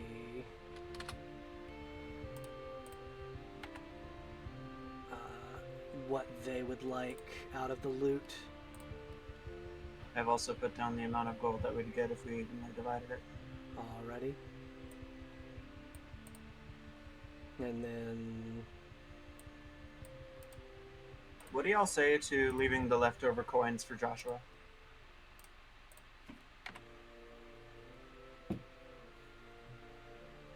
Seems fair to me. I think so, yes. Cool. Joshua gets 4 platinum and 2 gold. Awesome. He looks at it like you've just given him a king's ransom. He's never seen any more, like, this much money in his fucking life. You saved our bacon kid by fixing that their mask, so there you go. Yeah, good job, Pat.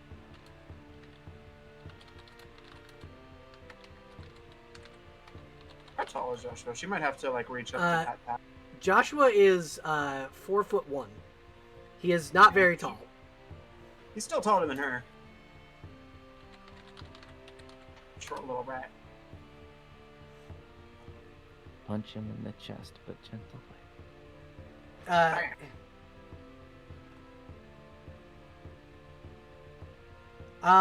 So Creepy would like the Ring of Invisibility and the Robes of the Jester if no one else wants them. I'm cool with that. All right.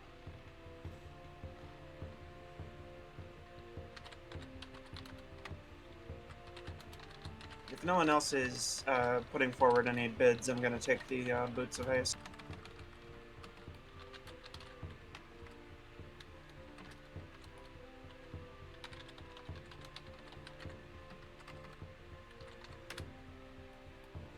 I'm trying to think of what all, 1, is useful for me, and 2, my character would actually want.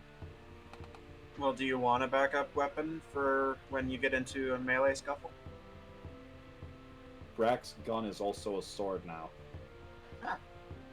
Yeah, the main reason I positioned Brack next to the Jester's so he could, like, stab into the Jester's neck and...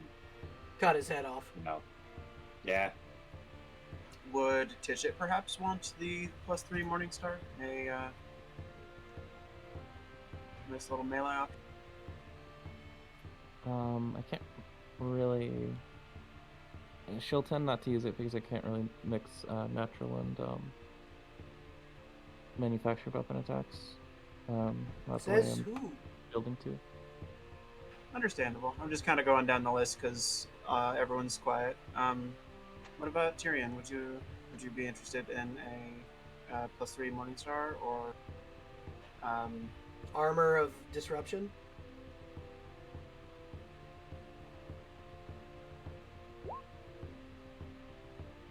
okie dokie? I guess those two are going in the bag of things to be dissected later and turned into cooler magic items. Awesome. Would Sparrow like anything? Nah, I got these cool new gauntlets. Oh yeah, you got the gauntlets. Joshua will kind of come forward and go, Can I have the armor and the Morningstar? Sure, okay. And he will kind of take them and softly like touch the holy symbol, and he goes, I recently started worshiping Gatlock, so it's nice to have a holy symbol built into my armor. And Gatlock's cool and all. And I get it. you guys see what would have been like armor for an adult, like it's much bigger than he is, shrink to fit him. Yeah, it's magic, right? Yeah, and he looks himself over and goes, "Oh wow, I thought I was gonna have to grow into this." And he like flexes the leather gloves and he'll like move the Morningstar back and forth because it also moves to like fit his size. And he's just like, "This is so cool." And he'll Careful, like put kiddo. his Keep growing and you'll be taller than me one day. And he's already taller. he'll laugh and go, "I don't think that day is pretty far off." And he'll like stand a little prouder now that he's in like armor and stuff. And he will also kind of go into the armory, and you see him pick up like an old like rusted shield, and he goes, "I'll get a better one later, but this one will do." And he's just kind of standing there all proud because he helped the party out. Hell yeah. He so for the keep, what kind of buildings are about that are being claimed for Reckford? Well, so inside the castle town, essentially, just inside the walls of the keep. There's what used to be a tavern. There is a small, separate from the tavern is an inn that is like adjacently connected to it, like an L. There's a merchant, like a general store, and then inside, and then directly connected to that is an armory, which appeared to be like a guardhouse for the town. And then along the wall there are like small outcroppings of like archer posts. This was like an outpost kind of, but it's where the king sat during war. So it's less of a town and more of this place was a place where they stayed during war, having to retreat from where they used to live, essentially. A fortress, essentially. Yeah, it's a fortress. This is like Helm's Deep, essentially. Cool.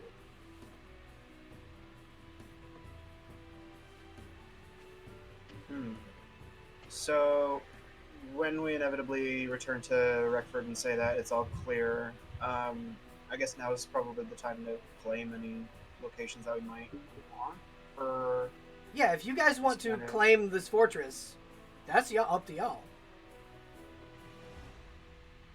Well, I think we're probably gonna tell Reckford about it so that it's a part of it. If not, we could totally take it. Yeah, absolutely. The mayor kind of assumed this was more of a town. So going back and telling her, hey, it's less of a town and more of a fortress, she's probably not going to take it because they've already constructed a wall around Reckford. Like, logically, this is probably going to be oh, cool, if we ever get attacked, we'll just go there kind of place. Gotcha. Are any of you going to attempt to get into the vault? Yeah. Vault? Yeah, you guys found a locked vault that you would have to either find a key, which if you would like to roll a survival check, I will allow you to look around for the key. Or you can pick the lock. Up to you. Or you can try and destroy the lock. Well, I'm is it gonna look disabled for the device? key. Okay. Roll me a survival check. What did you ask, Malady? Is lock picking disabled device? No, it would be sleight of hand. Oh, let's see. Okay, a little bit worse, but that's okay. I have the backup plan for if you can't find it. All right. Roll me a survival check.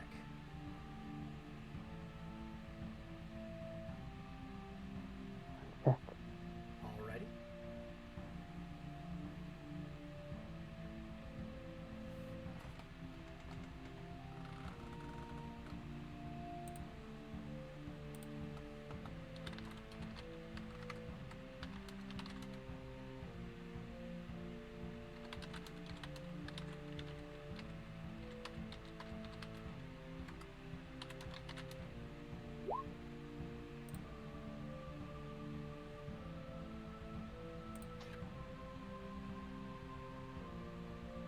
Twenty-four. 24. As you kind of approach the throne, you kind of look around, and approaching the throne, you see a ornate golden key on the neck of the corpse of the king. That sounds cursed. One sec. I guess I just pointed out to everyone, hey, there's a key here. I kinda don't want to touch it. Joshua will approach and cast Detect Magic. It's not magical. It's just here, as a matter of fact, and he'll pull out his mace and just fucking crush the king's head and go, he wasn't undead. And then take his fucking key. Okay. She'll hand it to you, like, happy because he helped. Yeah, we go try it on the vault then, I guess. Okay. So he will follow you to the vault, and upon opening the vault, you inside you see. As a matter of fact, roll a will save when you open the vault. Oh. Anyone else who went with her with Zir, roll will saves, please. Into the vault? Yep. If you're going into the vault, roll a will save. Okay. So Malady, you are brought similarly to when you, Titchit, you as well, are similarly brought to a flashback. To when, like when you picked up. Well, Titchit, you didn't experience this, but Malady, you did when you picked up your the sword, the Dragon Slayer's sword. You were shot back into the eyes of someone else. The sounds of battle surround the fortress. You see fire and undead everywhere. Zombies are climbing the walls and scratching at doors, and you are running through the halls of this fortress. The king, a tall human man with a long white beard, is running behind you, and he goes, "Go, get into the vault and close the door. I will come get you when we have fended off these fiends." And you hear a voice that is not your own say, "No, you mustn't do this. You mustn't fight them.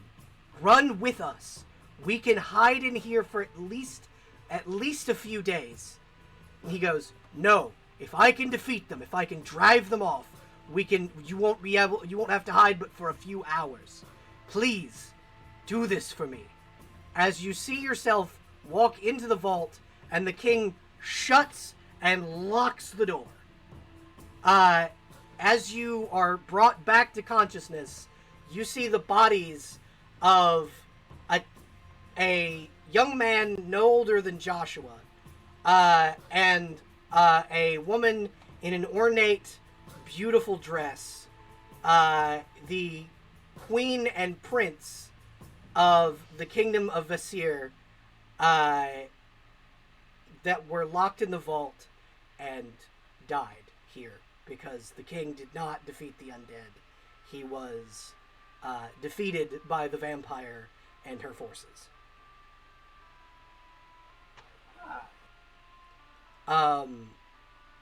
This was the final stand of the kingdom of Vasir, which was destroyed by a horde of undead.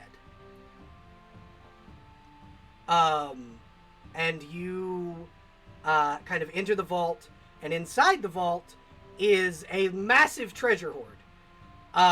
Mostly jewels. It's mostly like ornate jewels, rubies, sapphires. There's a pile of diamond in a chest. There are a few like weapons that appear to be in pristine condition. One of them is a glaive, another is a halberd, and another is a great axe. And then in the very back is a set of like black plate armor that appears to be decorative. It's not like it's like costume armor essentially, but it is holding up a sword that it's just a long sword that appears to be made of silver.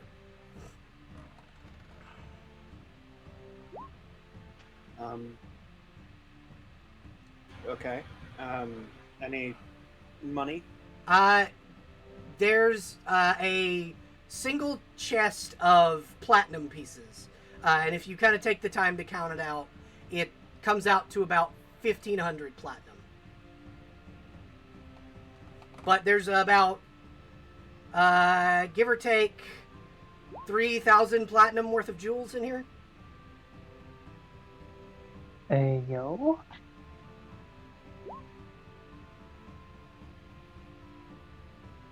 Okay. I guess we're gonna do the identification game again. Hey, Joshua. Okay. He'll come over and ritual cast identify on the glaive, the halberd, and the great axe. Each of them are just +1 of those particular weapons. The plate armor appears to just have not been touched because the like vault itself is magical. It has an aura that keeps things from like rusting and things. And then so the costume armor, not magic. And then the silver sword is a +1 silver sword. I have written down the loot. Ignore the first part where I was just listing items. That tends to be my mistake. So, apparently, also, Akirta does not take the robes of the Jester. So if anybody wants those, they are up for the grabs. The +3 padded armor that were the robes of the Jester. They're +3? Yeah, it's +3 padded armor. I'll consider it, but I'll have to, like, do math about it later, I think. Okay. For now, that's going in the bag of things that nobody said they wanted, so they're either going to get melted down and turned into cooler magic items or worn. I don't know.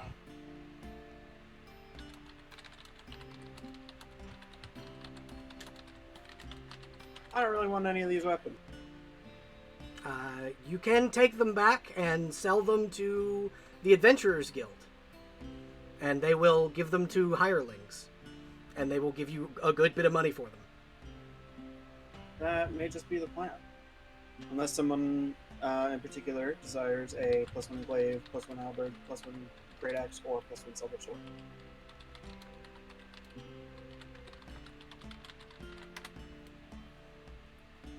Should I do an auctioneer thing? Going once? I don't think anybody wants it.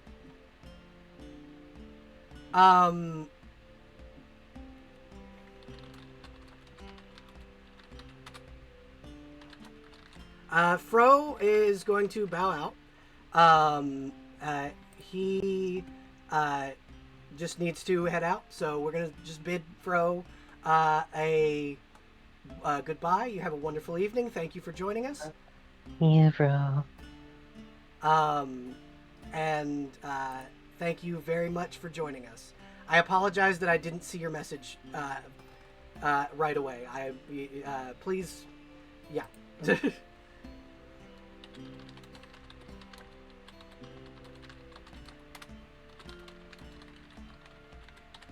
All right. So that is that's that, and so you guys, I'm assuming now, once you finish kind of looting everything and getting the cash, are you headed back to Reckford? Is the question. I think that's probably a good plan. Alrighty. I was going to send Singer with a message about the town, but I think with the wyvern, we're faster than Singer on the ground. Yeah, I do believe the only way you could be any faster is if you just sent Joshua on Wyvern back while in the air, because the Wyvern's fast running, but it's faster flying. So you guys can absolutely get back to Reckford in a half a day. You don't even have to roll for travel. You're good to just head back. Did I already heal the wyvern, by the way? You did not heal the wyvern. You can. What was going on with that guy? You have to. The deal was you return the mask and you get the bulb of the stinger from. That was one of the prizes that you guys wanted. That makes sense. So you guys can also return to Trog's shop and get your one item for the group and the stinger for the wyvern. Damn, one item for this sick ass mask? Yeah. What's the mask do? So the mask, which I will remind you, you signed a contract to return with the single most powerful Fae in all of existence. Trog is not a Fae. What? You signed it with Tevelian. Tevelian, yep, Tevelian signed that contract because it's his mask. Yeah. Oh,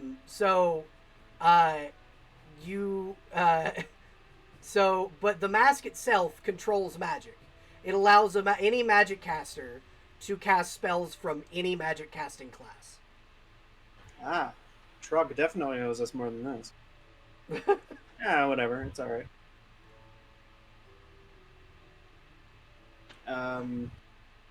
We should also do the scroll to summon the portal for Trog's shop, yeah? Well, the door is still in the wilderness. You can still just go back to the door. Sure. Let's wander to the door. Alright, so who all is going into Trog's shop? Because I know some of you just didn't like Trog as a person. Or didn't seem to like Trog. Sorry, I think Titchett would go in. It was one item rewarded for the group? Yep. Or one item per person in the group? So it is one item for the group that is level 1. So you can get a level 1 item for the whole group. Okay, then Titchett probably... She has a thing she wants, but I don't think she'd be the first to demand, or the first to suggest.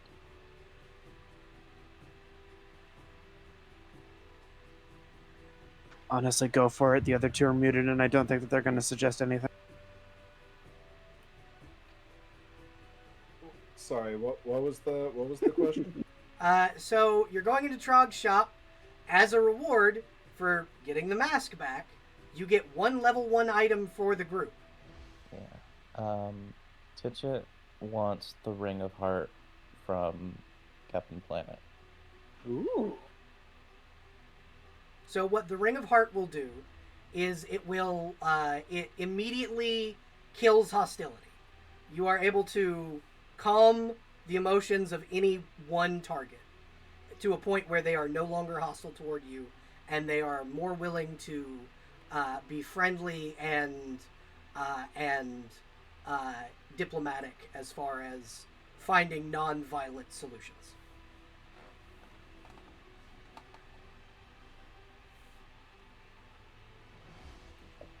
Ring of forced friendship. Not forced friendship. It's just a ring of... Stop being mean. Yeah, it's a ring of, hey, maybe we can do this not violently. It's a ring of non-violence, essentially.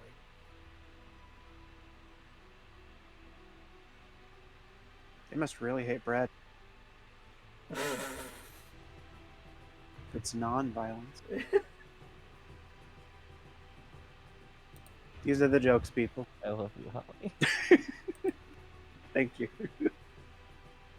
I'm down for the ring. I think that's honestly really cute, and I would not be able to think of anything cooler. Although, actually, now that we're here, we can trade in the +1 weapons. Yeah, you can. These are, each +1 weapon is a level 1 item.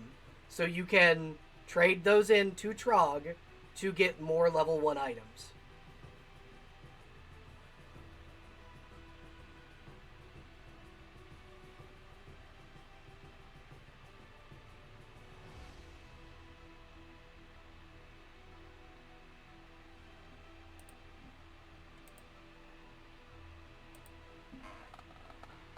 Shall we do the shopping at a time, like in Yeah, text or you something can. like that We later can. on? Or... If you guys would like, you can do the.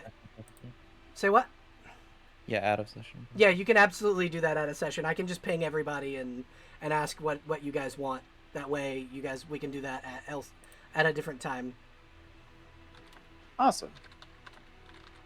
I'm down for that.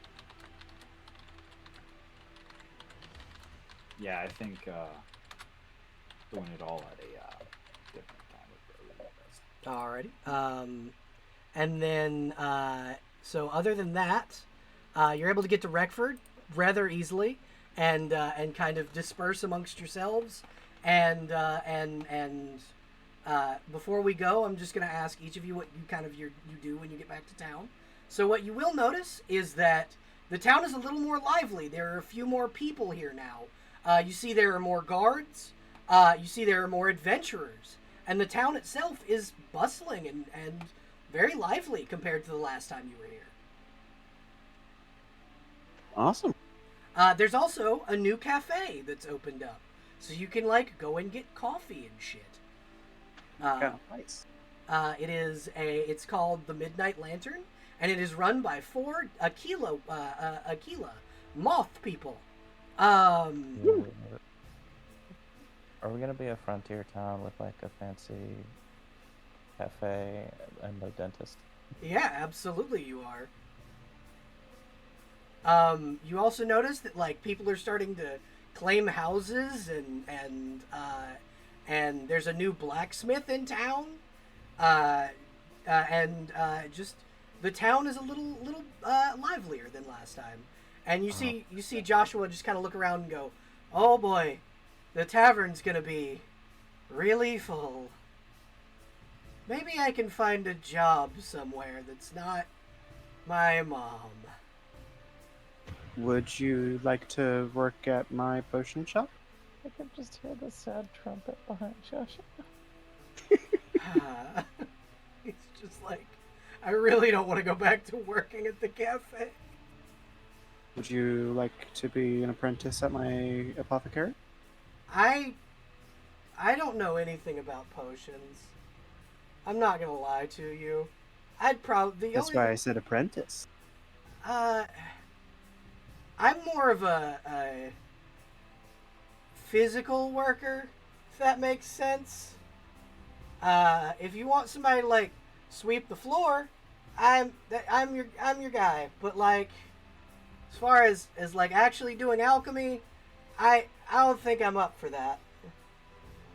All right. But thank you for the offer. I again gladly sweep the floor instead of going back to the tavern.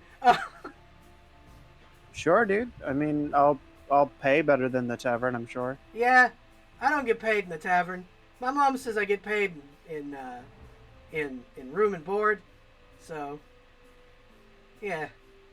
The only problem is I'd need a place to keep him, and he'll like pat the wyvern on the top of the head, and the wyvern is just like very happily like, I'm assuming you healed it in your trip to Trog. Yeah. He's like very happily like, he's got his stinger in the air, and he's just like, yes.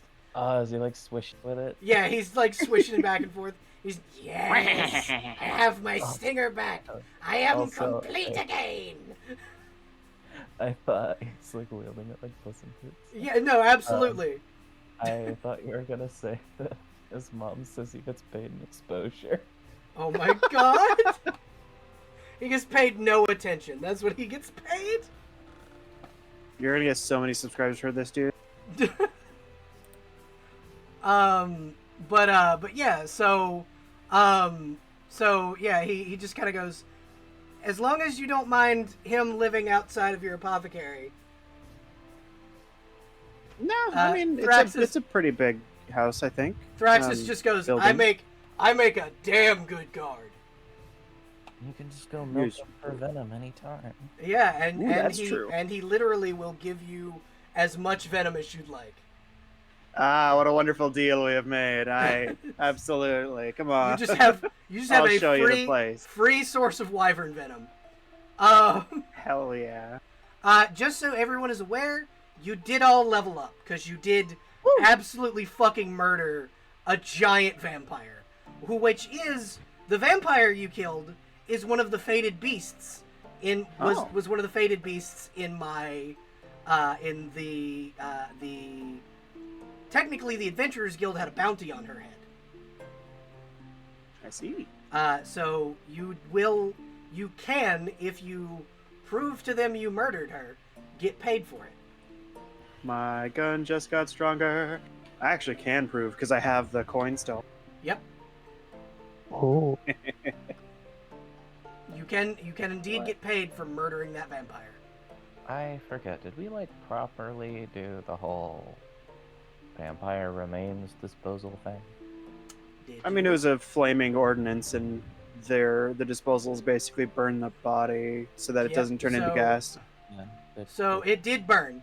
It burned as like when it turned back into the normal body. It burned to death. So you did do it because that was a flaming ordinance. Yeah, and then Malady like spun her gun and was like, "Ooh, burn." But yeah, Sick burn. so everyone levels. Everyone gets and everyone is able to do that. Now, Mike, here's my question. You guys got a shit ton of money. Are you going to keep all of it, or are you going to give some of it to the town? Because donations. Because Wreckford does need like money to continue functioning. If they need to get supplies to be able to feed people, to be able to like do agriculture. We can't let the Midnight Lantern go out of business. What was that? We can't let the Moth Tavern go out of business, or the Moth Cafe. I'll just spend money, and I think that's how I will donate. Sparrow will absolutely be giving an amount to town that is in their interest. Another question. Are we selling all of the jewels, or do you want some jewels?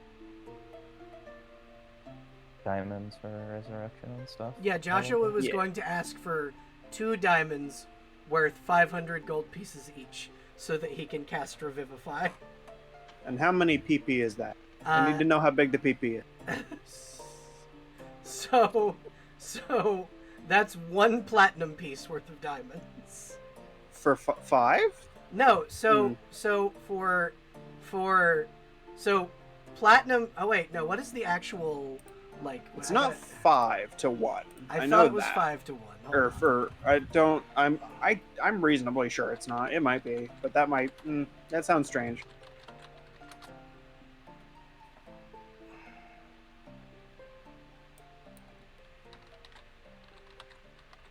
I'm pretty sure platinum is a much bigger bill than you've been assuming it has been.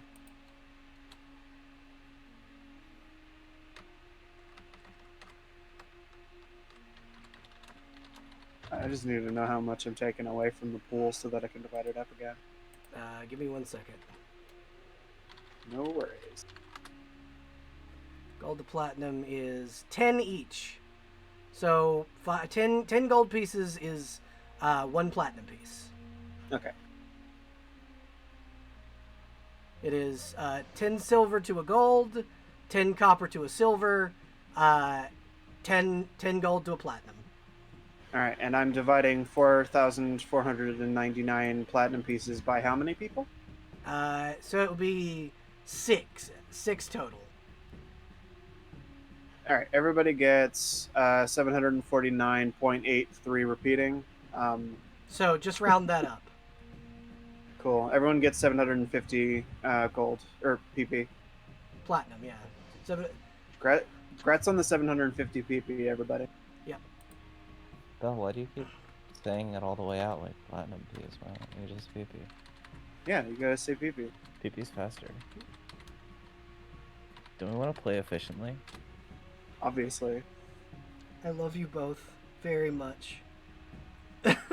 Yes, I say PP. Art thou not impressed with the size of this PP? Oh my god. Oh goodness fucking gracious. Okay.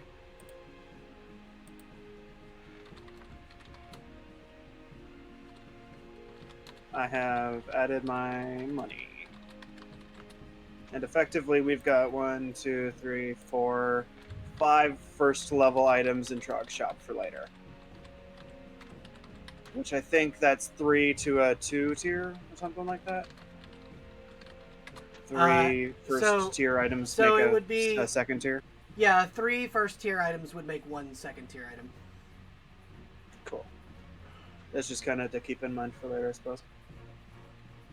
But yeah, so when you return to Rekford, what are you doing? I'm gonna ask you each individually. So Malady, you're up first.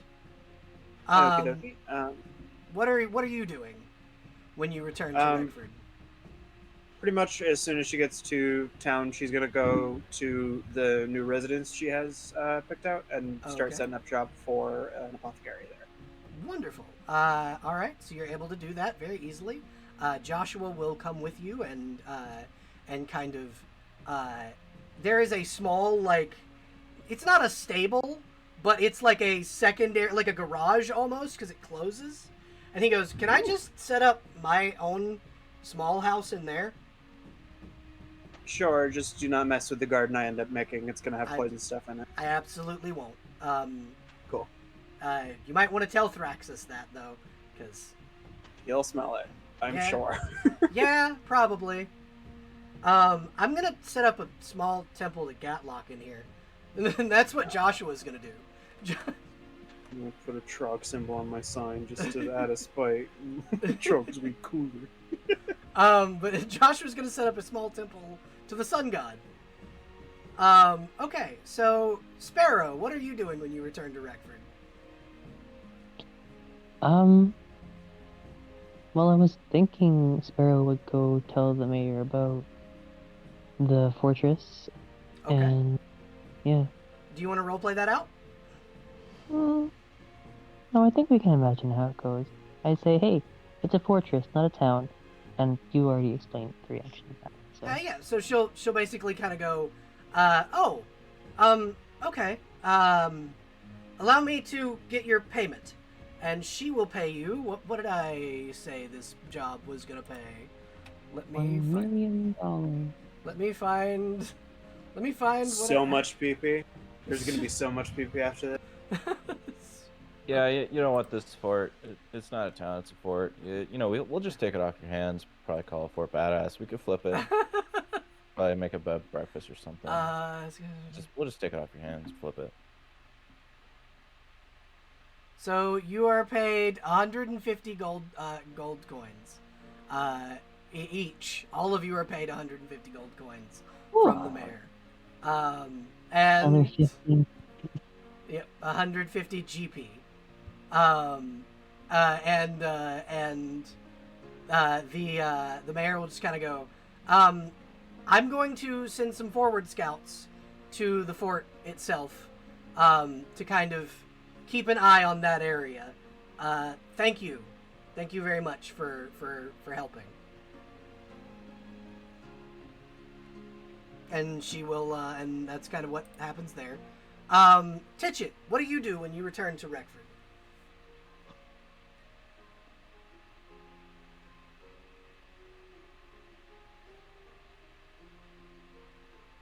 There's so many people to meet. Yeah, there's so many people to meet. One of the easiest places to meet people would be the new cafe. Yeah, go to the cafe. Wonderful. Is there like a big glowy lantern? So I'm not sure on what. So Void Jester is the one who runs the cafe. So when you It'll happen right now. yeah, so we can absolutely get you and Jess together and let you meet all of their characters and stuff, because it's great. You do, however, meet one NPC that you meet or two NPCs that you meet upon going into the cafe you see two Aquila women, these tall moth folk. One of them is like in all black with a large wide-brimmed hat, with glowing green eyes and like a glowing green aura about her. And then the other is a cleric wearing like half plate, like golden and white half plate with fluttering golden wings.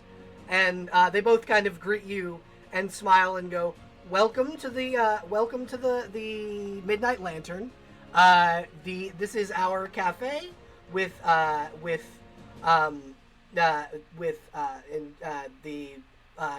golden winged Aquila will kind of gesture to the taller of the two, the one with the wide brimmed hat. She goes, "This is Tika, and I am Luco, and we run this place with Tika's partner Nakawe. It is wonderful to meet you." You're so tall and shiny. Thank you, little one. I am Titchit. It is wonderful to meet you, and she will lift you. Like, she picks you up with one set of her 4 arms, and the other 2, like, cup Titchit's cheeks, and go, "You are so full of light. You are wonderful, and you are going to do wonderful things." And she'll, like, scritch your cheeks before putting you down. Yeah. I think picking Titchit up is like picking up an oddly dense small dog.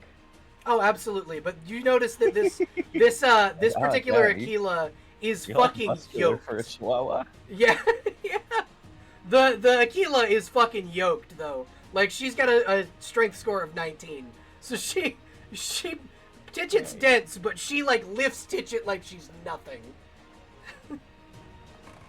And she's just like, "You are so full of light, and you're going to do amazing."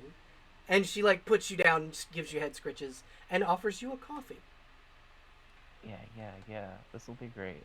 This will be great for her. She just smiles and goes, How do you take your coffee?" I've only ever had it once. It made me so active. I got so many people to say hi to. Well, you might need it then. Yeah. And she goes, "You want me to make it how I make mine?" Yeah, okay. And you see her add, like, I think 6 sugars, a little bit of, like, chocolate syrup, because chocolate syrup exists in my world. And like cream, and she'll stir it and offer it to Titchit and go, "I can also make it iced if you prefer instead of hot. That way you can drink it a little faster than." It's already gone. Oh, it's already gone. She's just like, "Okay, that works." And yeah, no, Titchit, you basically, what this will do for you is it gives you the effects of haste. Cool. And lactose intolerance because she put cream in it. It's yeah. Haste coffee. Yeah, it's haste coffee. Great. Yeah, Titchit is just going to become a blur like a tumbleweed, The Flash. Just... to go around town and like introduce yourself to new faces. Wonderful. And this is so perfect because he has an idea for a quest she wants to put up on the quest board. It's going to be a surprise, but now there's more people to join in. Fantastic. The other thing Titchett notices is there is now a guild hall that is just full of adventurers called the Hall of Blades, where you can get hirelings. So there's just a bunch of people, a bunch of NPCs that Titchett can just go in and be like, hi, hi, hi, hi. Oh, hell yeah, I can meet other weird people like Yeah, me. yeah, I'm sure. absolutely. Although this town is mostly weird people now. Yeah, it's wonderful. Keep Breckford weird. Okay, and after Titchett, Brock, what are you doing when you return to Reckford?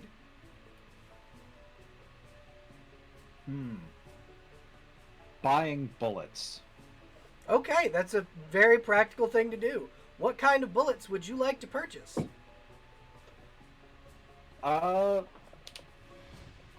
Probably about 20 silver bullets and about 100. Actually, how many?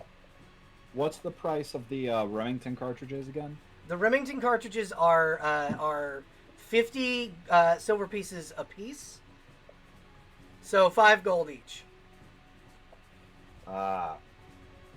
And I got how much gold from that quest? 750 platinum pieces. Oh. So then, yeah, he's gonna slap some money on the table and buy, 100 Remington cartridges with a shit-eating grin. She'll you see Estelle smile and slide across a couple boxes and go, "I made some for you when you got back." Mighty kind of you. I'll make sure to put them to good use. You need anything else? Let's see. Some silver rounds and, You want silver Remingtons? I mean, it would be nice. Those are going to cost you 100 gold pieces a box. Comes with 25 each. Yeah, just a box will do it for me. And she'll slide 25 silver Remington cartridges over your way. So that's... How much gold did Brack just spend? How many cartridges did you get initially? So, 100 standard Remington rounds. So that's 5 gold apiece. So 500 gold or 50 platinum. Yep. And then 100 more gold. So you spent 51 platinum pieces. I think. No, 60 platinum pieces. Yeah. Of the what, 200? 700. 7? 750. That's how much everybody got. Alright, so he has 710 platinum left. Yep. Well, no, because you spent a good... How many? 60? Yeah. So you have everyone got 750. So you spent 60 platinum pieces. So you have 690 left. Okay. That seems a bit nicer. Yep, you have 690 platinum pieces left. And how many was it per box? Because he it's only 25 silver per block. 20 for the silver ones. It's 25 a box. All right, and he now has quite the assortment of ammo at his disposal now. Yep. Is Malady gonna buy any more cartridges? That's also a good question. If I do, it'll be out of session. Okay. Anything else, Brock?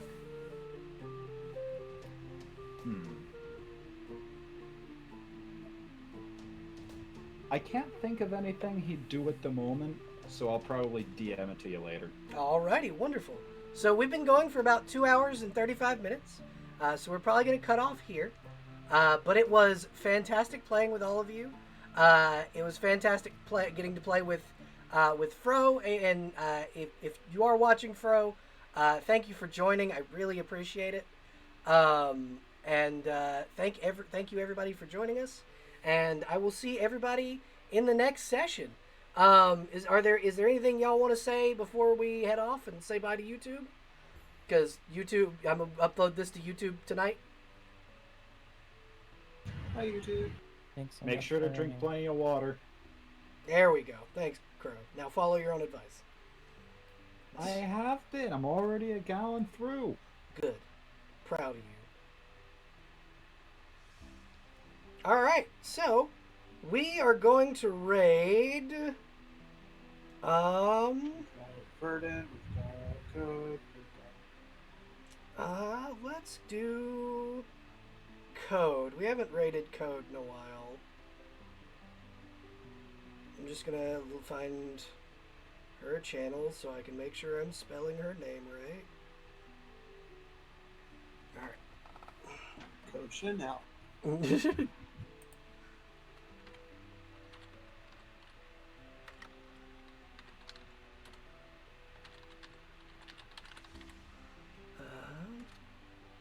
Alrighty, so we're gonna raid Code. Let Code know that this is a Paladin raid. Thank you everybody for joining us, and we'll see you guys in the next session. Next session, we're heading out into the woods. Bye, everybody.